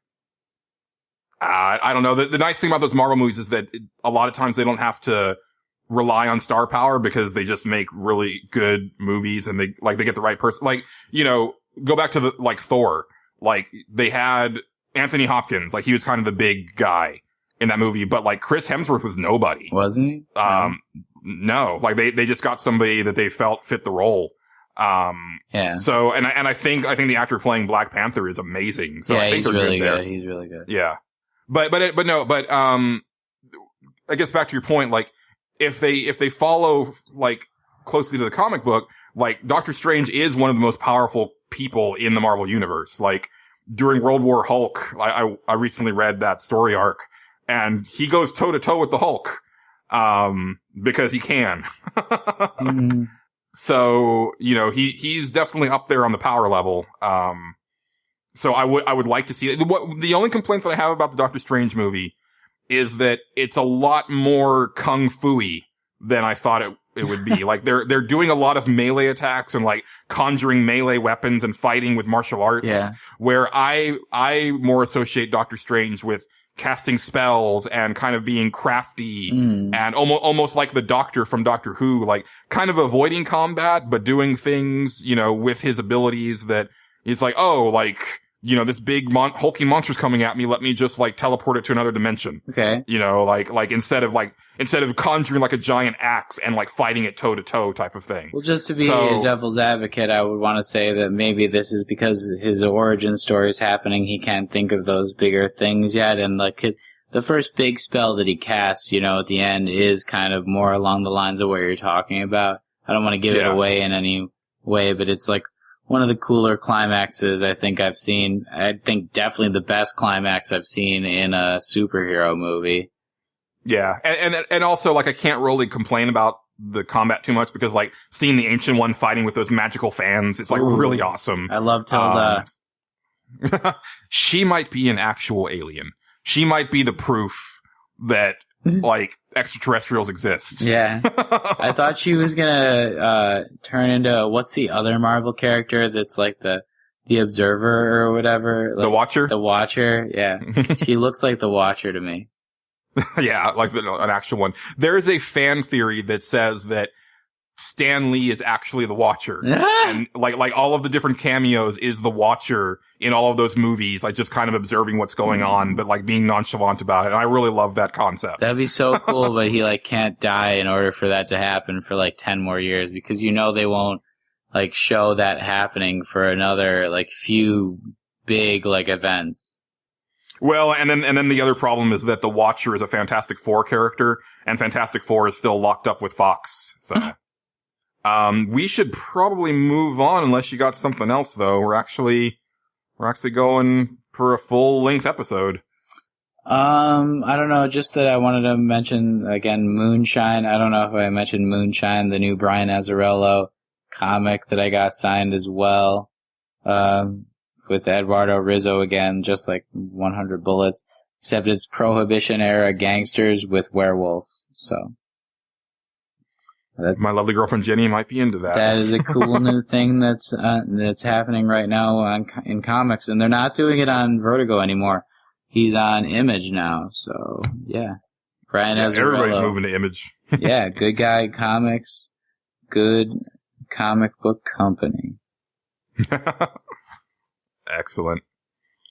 Well then, I think that means it's time for Chrono Crossing, right, Patrick? That it is. Well, let's cue that music.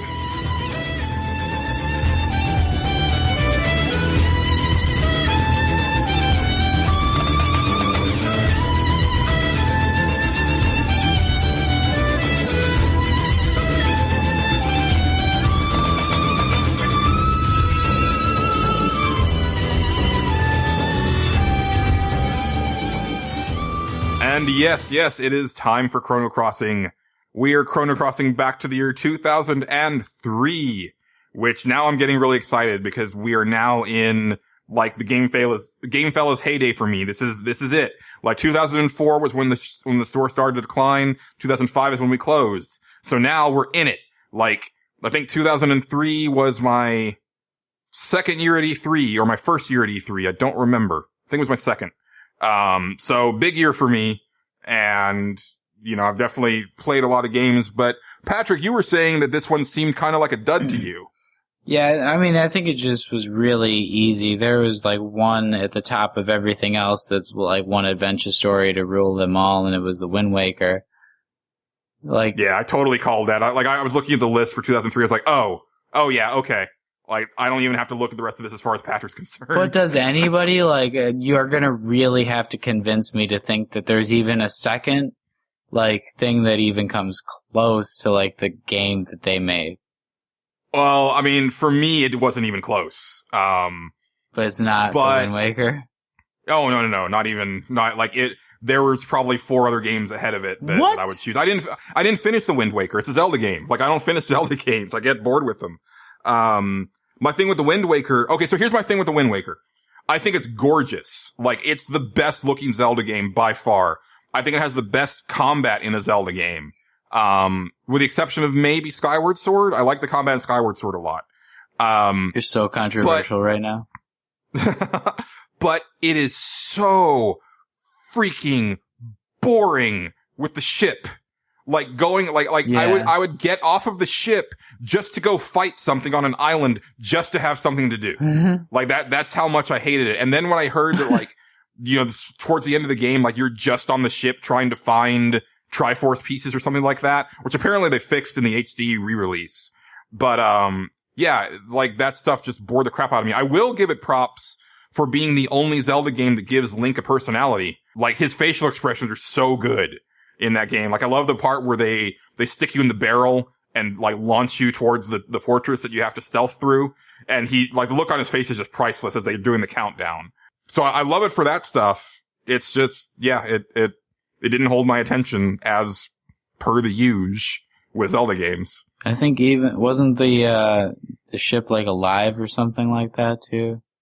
Yeah, I think it talks to you and stuff like that. And, you know, the stuff like the wind, like doing the music and stuff was cool too. It's just, yeah, it had another great I found myself, it's like, yeah, you know, second best to the Ocarina.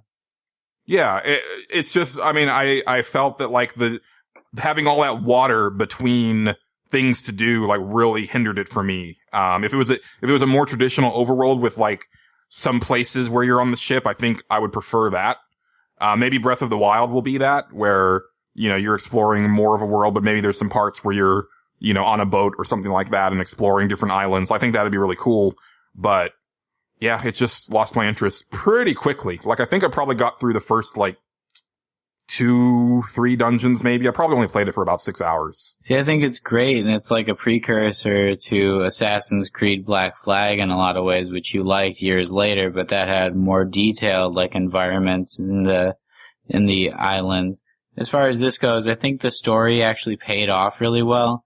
I won't go into like the details of like the climax, but like once you get like 3 pearls, you go to like 3 triangle islands and have to insert them, and like then something comes out of the bottom of like the deep ocean, and like all this stuff happens, and it like relates back to Ocarina of Time in a lot of ways, and like the Triforce is a mythological like piece, and like I don't know, it's so good with mythology that like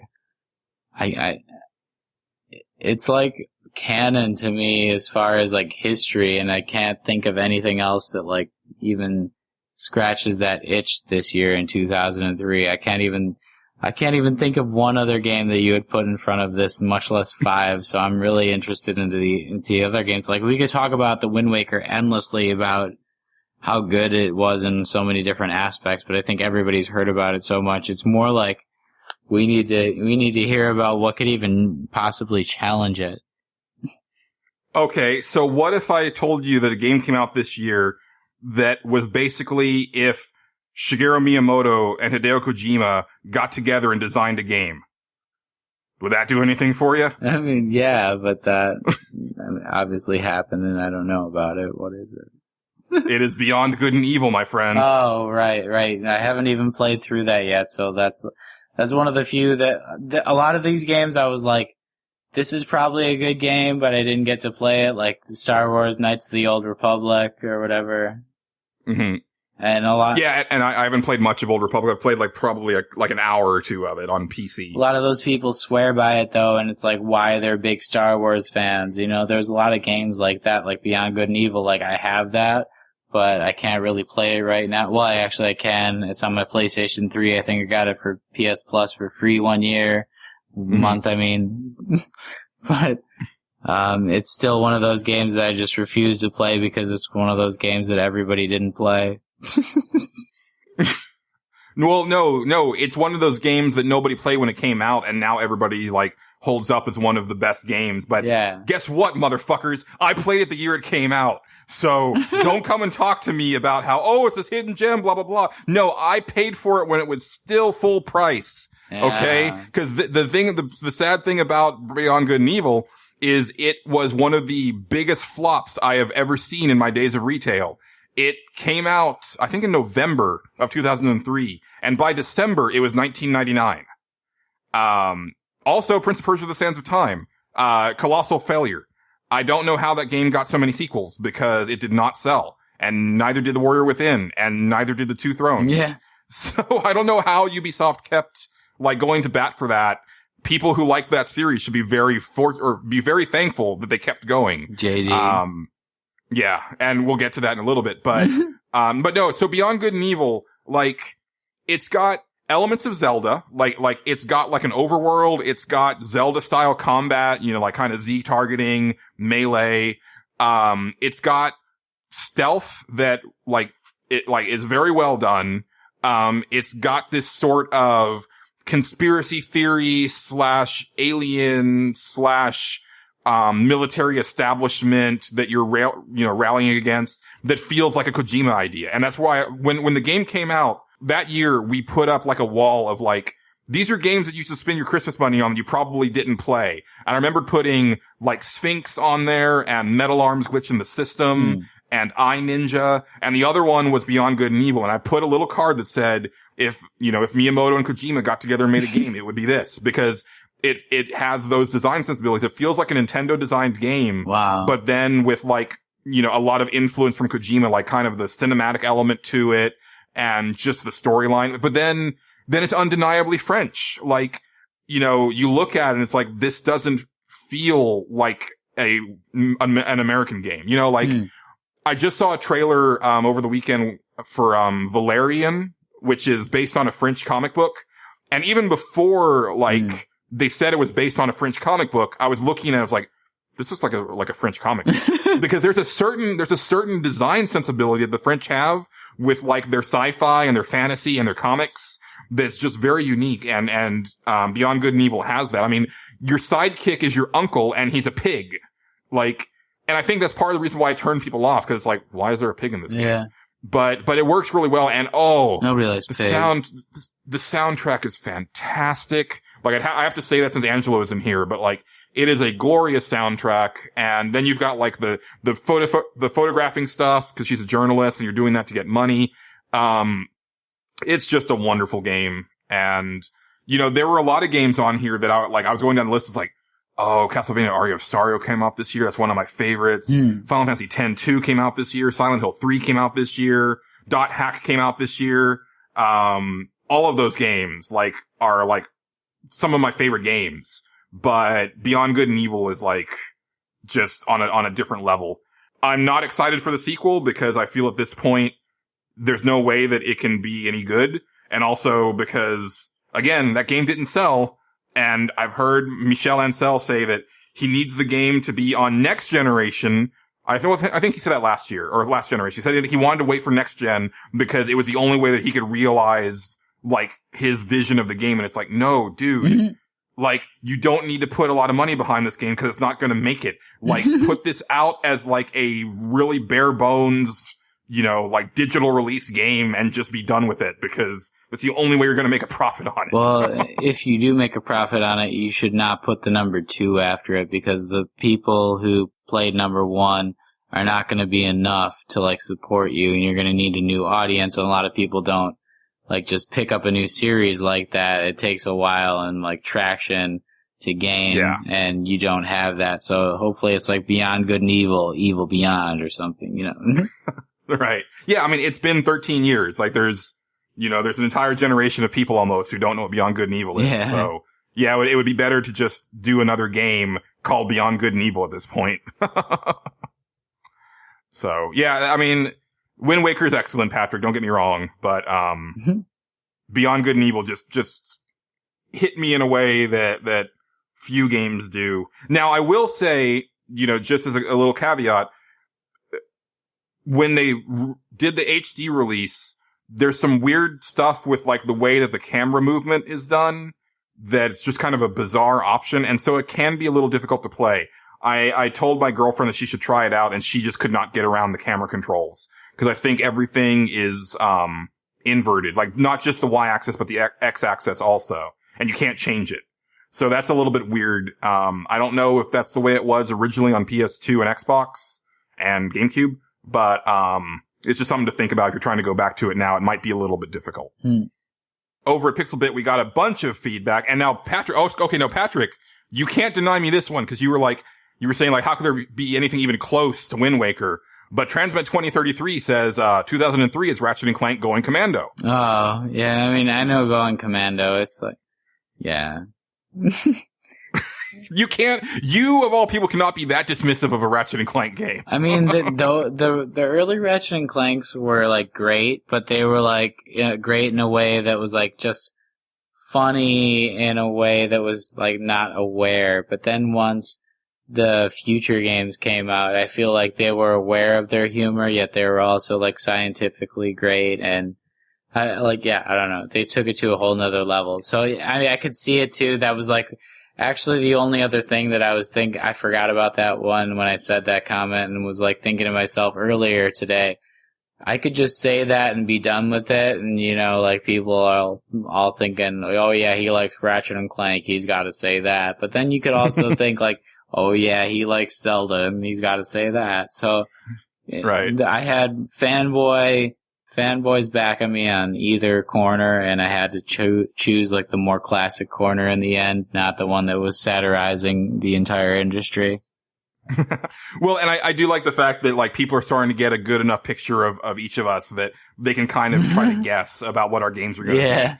But Transmet goes on to say that it's one of his favorite games of all time, and he feels the need to replay it regularly, and hopes that Insomniac remakes this one for the PS4.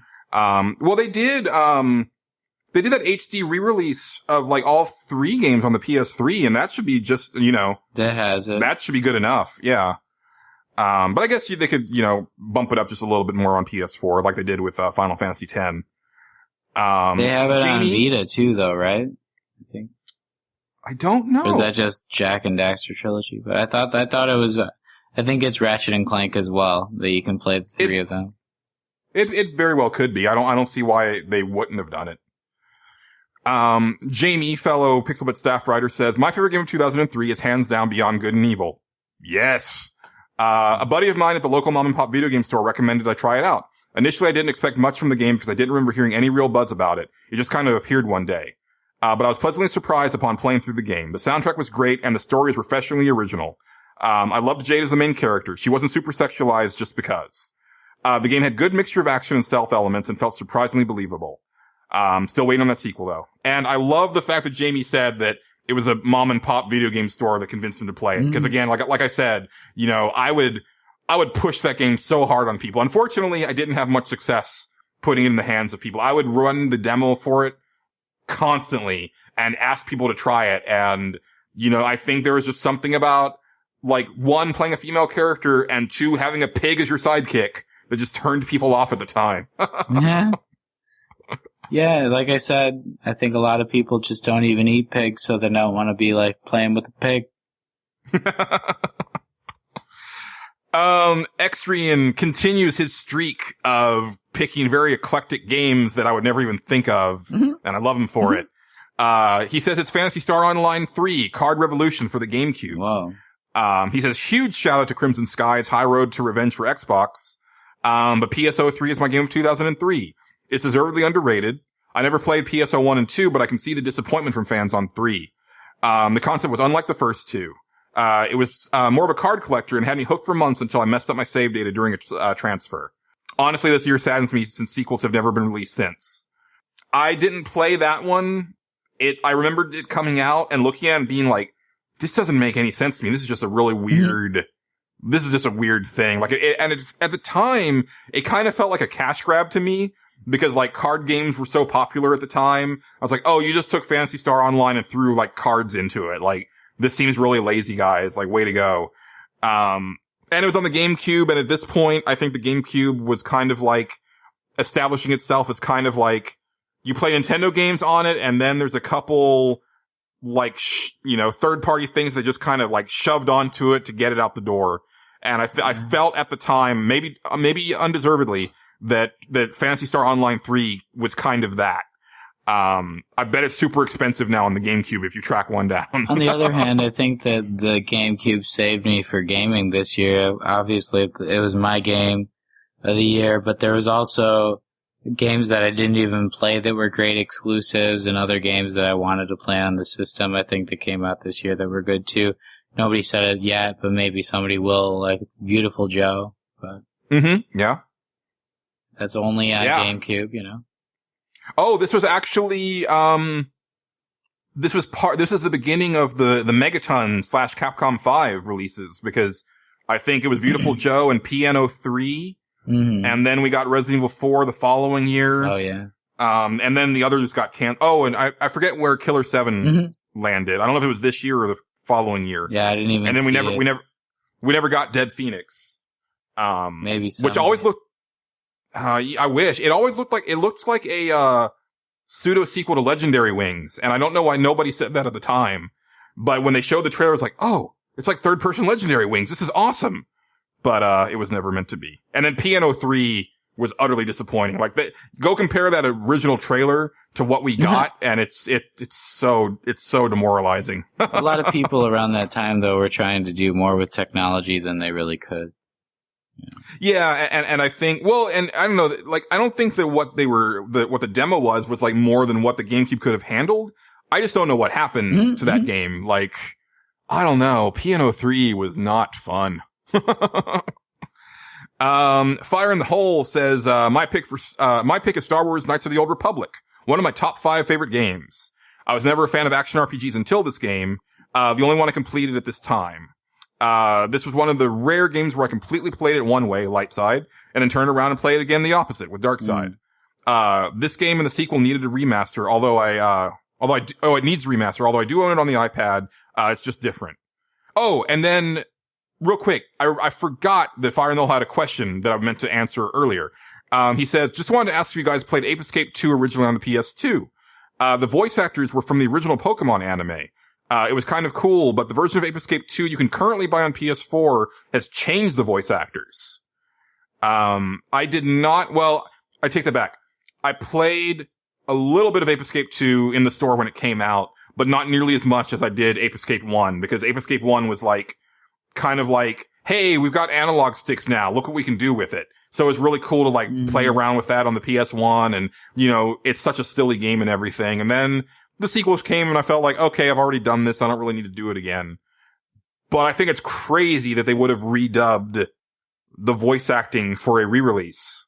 Like, I don't know why you put that much effort into it, unless there was some sort of weird contract thing, but then why would you even bother? I don't know. It was a big deal. People like to escape with apes. I guess so. Did you ever play that one, Patrick? Ape Escape? No, I had some, I actually just only had one friend who was like really into it in college, but yeah, that was sort of before my time. I didn't have the original PlayStation, and that was, I think, when it was the biggest. So. Yeah, it definitely was. And then, of course, you know, like we said, like, neither of us have really played Star Wars Knights of the Old Republic, so we can't really comment. But yeah, that game definitely needs a remaster. I said that last episode. Yeah, I know a lot of people. For Knights of the Old Republic 2. I know a lot of people who, like, that consume their lives for, like, a year, so I can tell you that that very well could be, like, the game of the year, but I know that for my money and my life, I would rather not be consumed the entire year and play something that's really classic, so that's why I picked, you know, Wind Waker.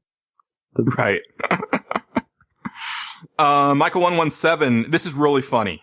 He says, my pick is The Hobbit for GameCube. That's not what's funny. I'll tell you in a little bit. This was a licensed adaptation of the novel, and it wasn't related in any way to Peter Jackson's Lord of the Rings films. It's a children's game with rudimentary third-person action RPG platforming and stealth. I have a lot of emotional and sentimental attachment to the game because 2003 was the year I read The Hobbit for the first time and fell in love with the adventure. Then a few months later, the game came out, and it turned out to be a really polished, faithful to the source material, colorful with an art style that still holds up better than most games of that year. The soundtrack is good and won some awards, and the gameplay is simple but executed well. Listen to the, and then he has a link to, one of the songs from the soundtrack. Now, the thing that's funny about that for me is that, and I meant to say this in, Consumption Junction, but I was visiting my friends in Colorado Springs, and I wanted to go visit some local video game stores, and we tried to find the ones that we had been to in the past. Couldn't find them. I guess they were closed down. But there's this other place that my friend found called Entertain Mart. The name is terrible, but this place is massive, Patrick. Like, I don't know if you've ever been to like Hastings Music. Maybe? No, okay. It's like this is like a really huge store. It's like maybe, like the size of like a small supermarket. And they carry Blu-rays, DVDs, vinyl records, CDs, comic books, but their video game section is massive, and the prices were really good, and I ended up coming out of there like $80 poorer, with a bunch of like games, and I could have done a lot more damage to my bank account. My friends had to pull me out of there, and I told him, like, this is going to be a thing. Every time I visit, I have to come here. I'm just letting you know right now. But, the reason that this is funny to me is that I saw a copy of The Hobbit, on the shelf. I think I saw the Xbox version. I was like, oh yeah, I remember when Michael117 wrote that really cool blog on Pixelbit about how much he loves that game. And then it happened to be his Chrono Crossing pick. And then he does have a link to the blog that he wrote, in this comment. It was one of the first, like, featured reader blogs, on Pixelbit. So, yeah, go check that out. You can go to the, show thread for episode 101 over at Pixelbit and then go to the link for that. So I just thought that was just this weird thing where it's like, I was literally thinking about Michael's blog post before I even saw him put this comment. No, that's awesome. And I'm glad we even get to speak about The Hobbit, because I think the Legend of Zelda, Wind Waker, and all of them, as far as classic adventure tales, take from The Hobbit, and The Hobbit is probably like the most classic of all the adventure tales if you read the book. So yeah, definitely go read the book. Maybe play that game, but definitely read the book. And Michael117, that's a great eclectic pick. Yeah. And, I played it a little bit, in the store to try it out, and I thought it was a really well-made game. Like, I always recommended it to parents for their kids. Like, if they were of a certain age, I was like, oh, here's The Hobbit. Let them try The Hobbit. And sold a pretty fair amount of copies of that. Especially because, at the time Lord of the Rings was so popular, and there were those EA games, but they were kind of like, kind of difficult and real hack and slashy and, a little bit much for like for a 10-year-old, but The Hobbit was just right. I forgot that Angelo emailed in, with his 2003 pick. He says the 2003 was kind of a dud for me. I don't know what's wrong with you two. But then again, he also had the Xbox, so there's that. Cause he talks about like, Brute Force was a flop. Yeah. And then Star Wars Knights of the Old Republic just isn't his style of game. And he's talked about that in the past. Like he hates, having like multiple, like ways to go through like conversations and having like a light side and dark side because he feels like he's missing out on like a big part of the game that way. And he doesn't necessarily want to go back and play it a second time. Yeah. So it's like, I disagree with him like vehemently, but whatever. He also mentions Castlevania Aria of Sorrow, but that's not his pick. He says he picked a game that he didn't play until many, many years later on the Xbox 360, Ikaruga. Holy crap, was this game brilliant. Of course. It's part puzzle, part reflex driven. Let's see. Yeah, it's part puzzle, part reflex driven shoot 'em up, part screw with the basic concept of what a shooter is. I still struggle with teaching my brain that the bullets that hurt you are, after just pressing a button, now bullets that help you. While the ones you previously were trying to collect, you now have to avoid. The game is also brutally challenging. I can attest to that. I have yet to beat it without straight up cheating. Seriously, if you ever just passively like games like Gradius or R-Type, you need to check this game out. It's going to relentlessly kick your ass, but it's so, so amazing. Yeah, I don't think I've ever gotten past level 3 of that game. It's so freaking hard. Yeah, I never really but it's also brilliant. I never really had it, but I played a game that, was greatly influenced by it and is going to be the Games with Gold game next year in Xbox's, Games with Gold program, which is Outland. There's like a button in the game. Oh yeah. There's a button in that game where like the colors change and like the things that previously hurt you don't hurt you anymore. So like I think it's blue and orange or something like that, and you can switch between the two. And it's a more like archetypal old aesthetic than I think Ikaruga is. Ikaruga is more science fiction-y, but Outland is pretty good too if you're looking for a game like that's bullet hell without really being bullet hell, because you get like a regular character instead of a ship, I guess. So, So yeah, that's really cool too. But I like those kind of games, and I think it forces you to think in another plane of existence almost. Like while you're shooting things, you also have to think about switching on and off. So yeah, it does do something weird to your head trying to wrap your mind around it. And also, like if you like Outland? Yeah. Outland. There's also Silhouette Mirage on the PS1, but that's probably going to be a lot more difficult to track down and play than Outland, because you can get that for current systems on, like, I believe you can get it for PS4 also. Ikaruga is hard, isn't it? It's super, to find? Yeah. To find, yeah. Well, you can buy it on, like, Xbox 360, like, as an Xbox Live Arcade game. Oh. So that's readily available. As far as, like, the older discs, they're probably going to be hard to find. I know, like, the Dreamcast version, super expensive. The one, like the ones for the other consoles, maybe not so much. You might be able to get them for a little bit less, but, yeah, it's probably one that's going to set you back a little bit. Yeah. Finally, we had one entry from Twitter. Oh no, I'm sorry, 2 entries. One was real quick from, Bobby at BG Bronson. And I think he was compensating for how long his stage select pick was. All he says is, the greatest game ever created, KOTOR, came out in 2003. So, there's that. And then, JD on Twitter at a myth known as JD says, it came down to 3. Soul Calibur 2, Mega Man Battle Network 3, and Prince of Persia Sands of Time. I'm gonna go ahead and say the Mega Man Battle Network 3 is a product of your age, JD, because no. That was shit. No. Yeah, Soul Calibur 2 I was looking at for a second though, and I was like, if I was a little bit more into fighting games, I would talk about this. Yeah, Soul Calibur 2, especially with, like, back then, like, well, I guess they still do, but Namco always packed so much awesome extra stuff into their fighting game ports. And Soul Calibur 2 was no exception. And of course, each of the systems having their own bonus character. And of course, everybody wanted the GameCube version because of Link, because that's the coolest character. Yeah, I had it. Yeah, I actually own the Japanese import of it for GameCube. So, that was a good one. But, he says my pick for 2003 is going to be Prince of Persia. The game opened my eyes to the different types of experiences that were, available in gaming. It was the first hardcore game that I wanted. The setting and platform elements were a big draw, but the time mechanics were what made it a must-own for me. Being able to manipulate time while platforming, fighting, and solving puzzles was amazing, and the series ended up being one of my favorites of all time. And yeah, like I said earlier, be very thankful that Ubisoft kept, going back to bat with that series, JD, because that first game was a colossal flop. Just hugely disappointing as far as sales went. So, but no, it's a really good game. I never finished it. I really like it though. And I liked at the time, like what it did with storytelling, where when you would die, he'd say, "Oh wait, no, that's not how it happened. Let me think about that for a second." Because, he's telling you the story, and obviously he survived because he's telling you the story. I like that. The weird thing is, like, last night I was just at a sushi bar and they had like a random movie playing in the background. And guess what? It was the Prince of Persia movie. I haven't seen that one. It didn't look terrible, but yeah, Jake Gyllenhaal. Yeah.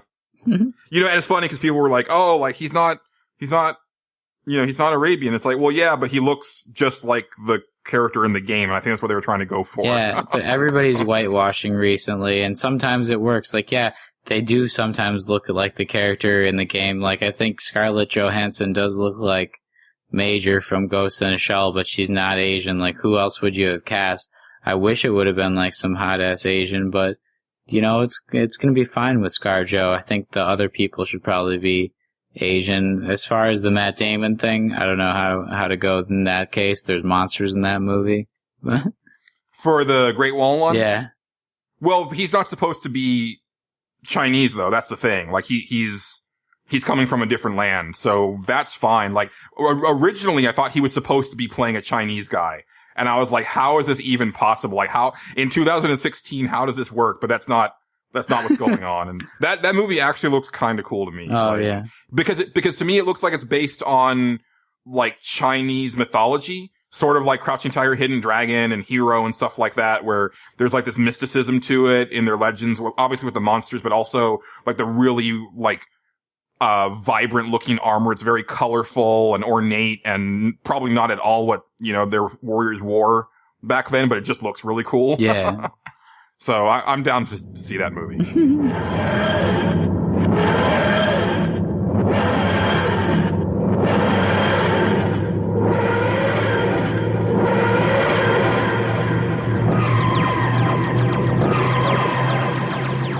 And I'm down to wrap up this podcast. Thank you all for listening. It was a good one, Patrick. We did it. We did like a full-on, like, episode with just the two of us. It's still just as long as it would be if Angela had been here. We had stuff to say. There's much more to say 2 weeks from now or so. That's true. And in 2 weeks, for Stage Select, I want you to pick 3 Japanese developed franchises and then hand them to 3 different Western game developers and tell me why you would choose those game developers. You don't have to give me like a full-on like design doc of what the game would be. Just let me know like why you want to, why you're picking that particular developer for that particular franchise. And then of course for Chrono Crossing, going back to 2002, and I'm really glad because I think my 2002 pick is already locked in, and I thought it had come out in 2003, and I was very happy because then it meant that I didn't have to pick it for 2003 and I could pick Beyond Good and Evil. So it's like I get to have my cake and eat it too. So as always, you can go to the show thread at pixelbit.com, or tweet at us at NWPcast for your Stage Select and, Chrono Crossing picks. And also, if you rate and review us on iTunes, we'll read them on the air. Anything else, Patrick, before we go? Just happy Thanksgiving if you're listening to us now, and if you're not, you should go to my YouTube page and look at more of the things that I shared recently, because I've been sharing a lot of videos about the first-person shooters I've been playing, and I just recently, actually just today, found out how to share my own voice chat. There you go. You could hear the other people up until today, and now today you can finally hear me too. So that's going to be a great little thing that's happening. There you go. And that's at Patrick Kai. Well, not at, but it's going to be Patrick Kajek on YouTube. So yep. Just go look for him there. And you can always look for us on Twitter. Patrick. I'm at some boss. You can find me at Julian_Titus. You can find Angelo at A Roguish Ham. And again, you can find the show at NWPcast. And that's going to do it. So until next time, for myself and Patrick, thanks for listening, and keep it pantsless, Internet. Goodbye. Stick it through the hole.